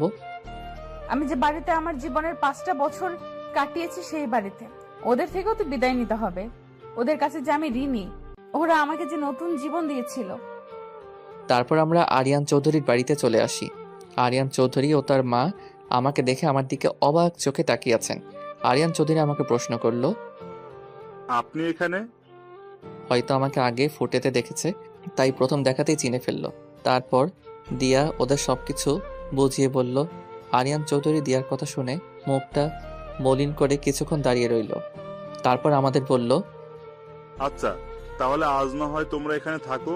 এর ভিতরে আমি দিয়া আর হিয়ার পাসপোর্ট টিকিটের ব্যবস্থা করে ফেলছি। এই বলেই আরিয়ান চৌধুরী আর সেখানে দাঁড়ালো না, চলে গেল বাইরে। আরিয়ানের আম্মুর মুখের দিকে তাকিয়ে দেখলাম ওনার চোখে পানি। হয়তো দিয়া আর হিয়ার চলে যাওয়ার কথা শুনে অনেক কষ্ট পেয়েছেন। উনি অনেক কষ্ট করে বললেন, দিয়া, তোর স্বামীকে নিয়ে রুমে গিয়ে ফ্রেশ হয়ে আয় মা। আমি তোদের জন্য খাবার রেডি করছি। চলো, রুমে চলো। দিয়া আমাকে একটা রুমে নিয়ে আসলো। জিনিসপত্র দেখে মনে হচ্ছে এটা দিয়ারই রুম ছিল এতদিন। দিয়া নিজের আলমারি থেকে একটা টাওয়েল বের করে আমার হাতে দিল, বলল, যাও ওইদিকে ওয়াশরুম, গোসল করে ফ্রেশ হয়ে আসো। আচ্ছা। দিয়া একটা কথা বলি। এভাবে জিজ্ঞেস করছো যেন অন্য কারো বউয়ের সাথে কথা বলছো। তোমার যা মন চায় তাই করো, জিজ্ঞেস করার কি আছে? আরিয়ান চৌধুরীর আম্মুকে দেখলাম তুমি চলে যাচ্ছ, সেই কথা শুনে চোখ দিয়ে পানি বের হয়ে আসছে। ওনাদের মতো কোনো মানুষ হয় না।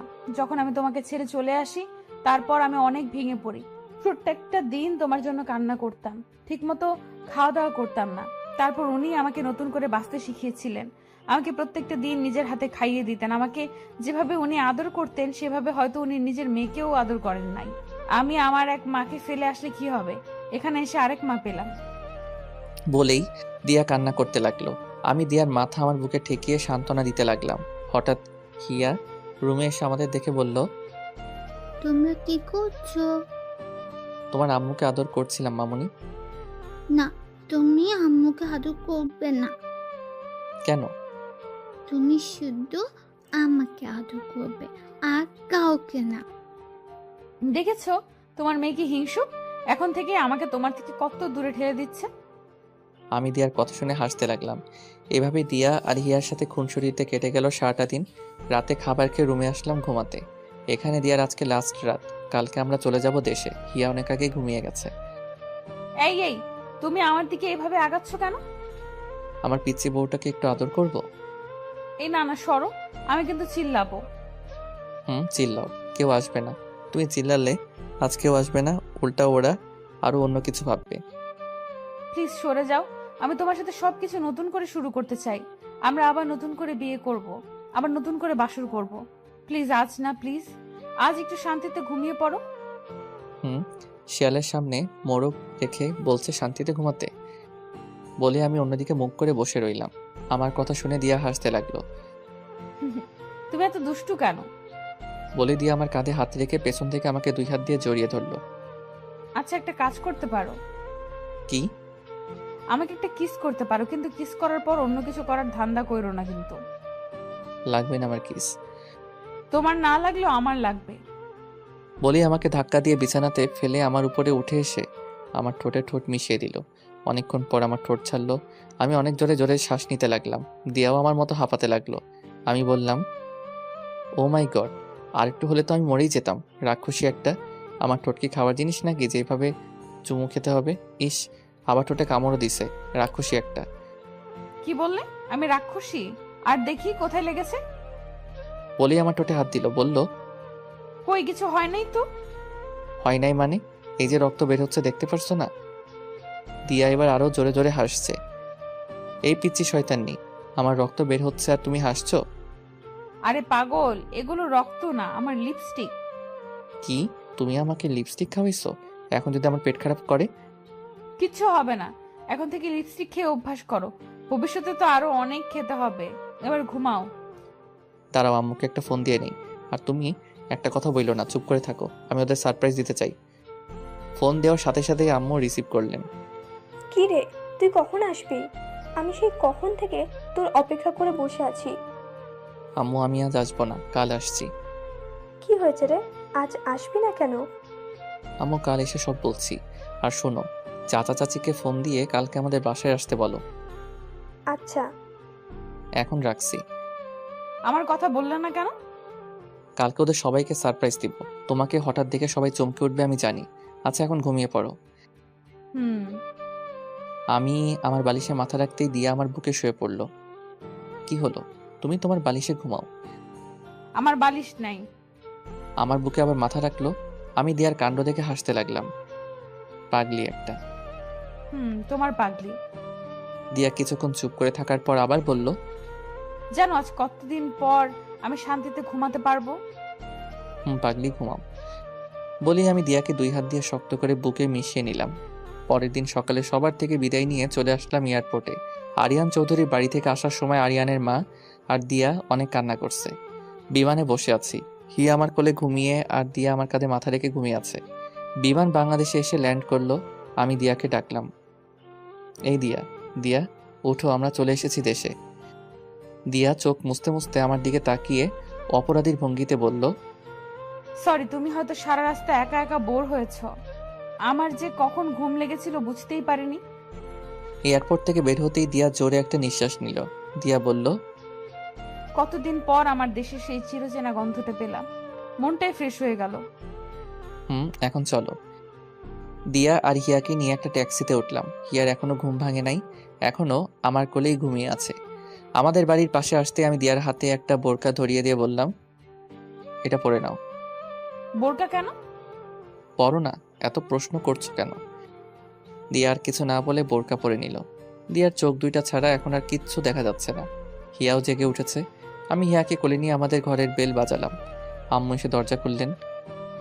নিয়ান বাবা, তুই? বোরকা পরা দিয়াকে আর আমার কোলে হিয়াকে দেখে আটকে গেলেন।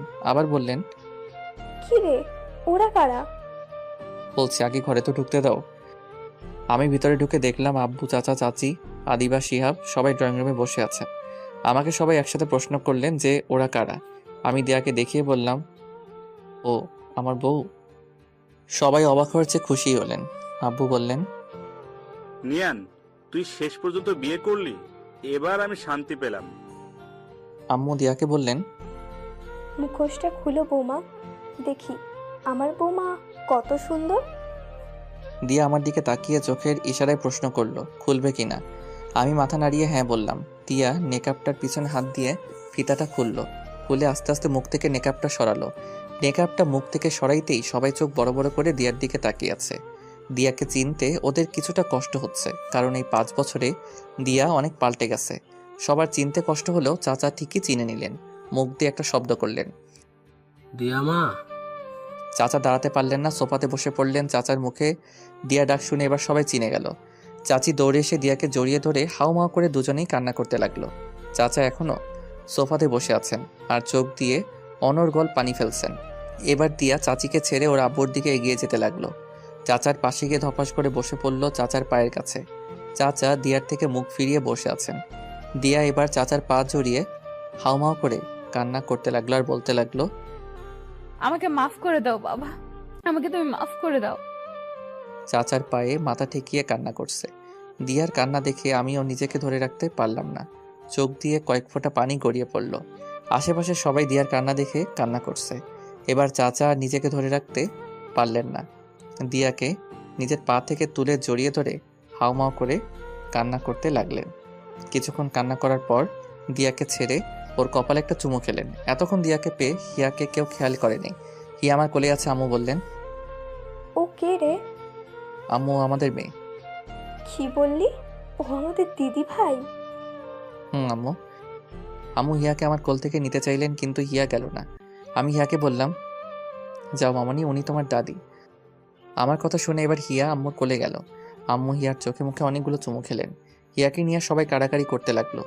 একজনের কোল থেকে আরেকজন নিচ্ছে, সবাই অনেক খুশি। আমি ওদের দেখে হাসতে লাগলাম। এবারে কতদিন পর এরকম হাসি খুশি দেখতে লাগলো। আমি দিয়ার পাশে গিয়ে ওর কানে কানে বললাম, আমার সেদিনের ভুলের জন্য সবাই কত খুশি, কিন্তু আফসোস সেদিনের ঘটনা আমার কিচ্ছু মনে নেই। তখন আমি কিছুই ফিল করতে পারি নাই। সমস্যা নাই, সেদিন ফিল করতে পারি নাই তো কি হয়েছে, আজ আবার সবকিছু নতুন করে ফিল করে নিব। এই শরম, তোমার কি লজ্জা শরম নাই? সবাই আছে তো। আরে আমি কি সবাইকে শুনিয়ে বললাম নাকি? আমি তো তোমার কানে কানেই বললাম। রাতে কাজে এনে নতুন করে আবার আমাদের বিয়ে হলো। আজ আবার বাসর ঘর সাজানো হলো। এই নিয়ে 3টা বাসর হবে আমাদের, কিন্তু ওই 2টা ছিল অপূর্ণ বাসরাত। আজ হবে আমাদের আসল বাসরাত। দিয়া আগে থেকে বাসর ঘরে গিয়ে বসে আছে। আমি হিয়াকে খুঁজতে লাগলাম। আম্মুকে জিজ্ঞেস করতেই বললেন আদিবার রুমে আছে। আমি আদিবার রুমে এসে বললাম, ওই আদিবা, হিয়া কই? এই যে ও ঘুমিয়ে আছে। আচ্ছা দে, আমি ওকে নিয়ে যাই। আরে ভাইয়া না না, ও আমার কাছেই থাকো। তুমি যাও, গিয়ে তোমার কাজ করো। আমি আবার এখন কি কাজ করব? কেন ভাইয়া, আজ না তোমার বাসর রাত? বাসর রাতে মানুষ কি কাজ করে? ওই বুড়ি, এত পাকনা পাকনা কথা বলছিস কেন? হিয়ার দিকে খেয়াল রাখিস। তোমাকে বলতে হবে না, তুমি তোমার কাজে যাও। আমি আদিবার মাথায় একটা থাপ্পড় দিয়ে বেরিয়ে গেলাম। আমার রুমের দরজার পাশে এসে দাঁড়িয়ে আছি। ভিতরে ঢুকতে কেন জানি আমার ভয় করছে।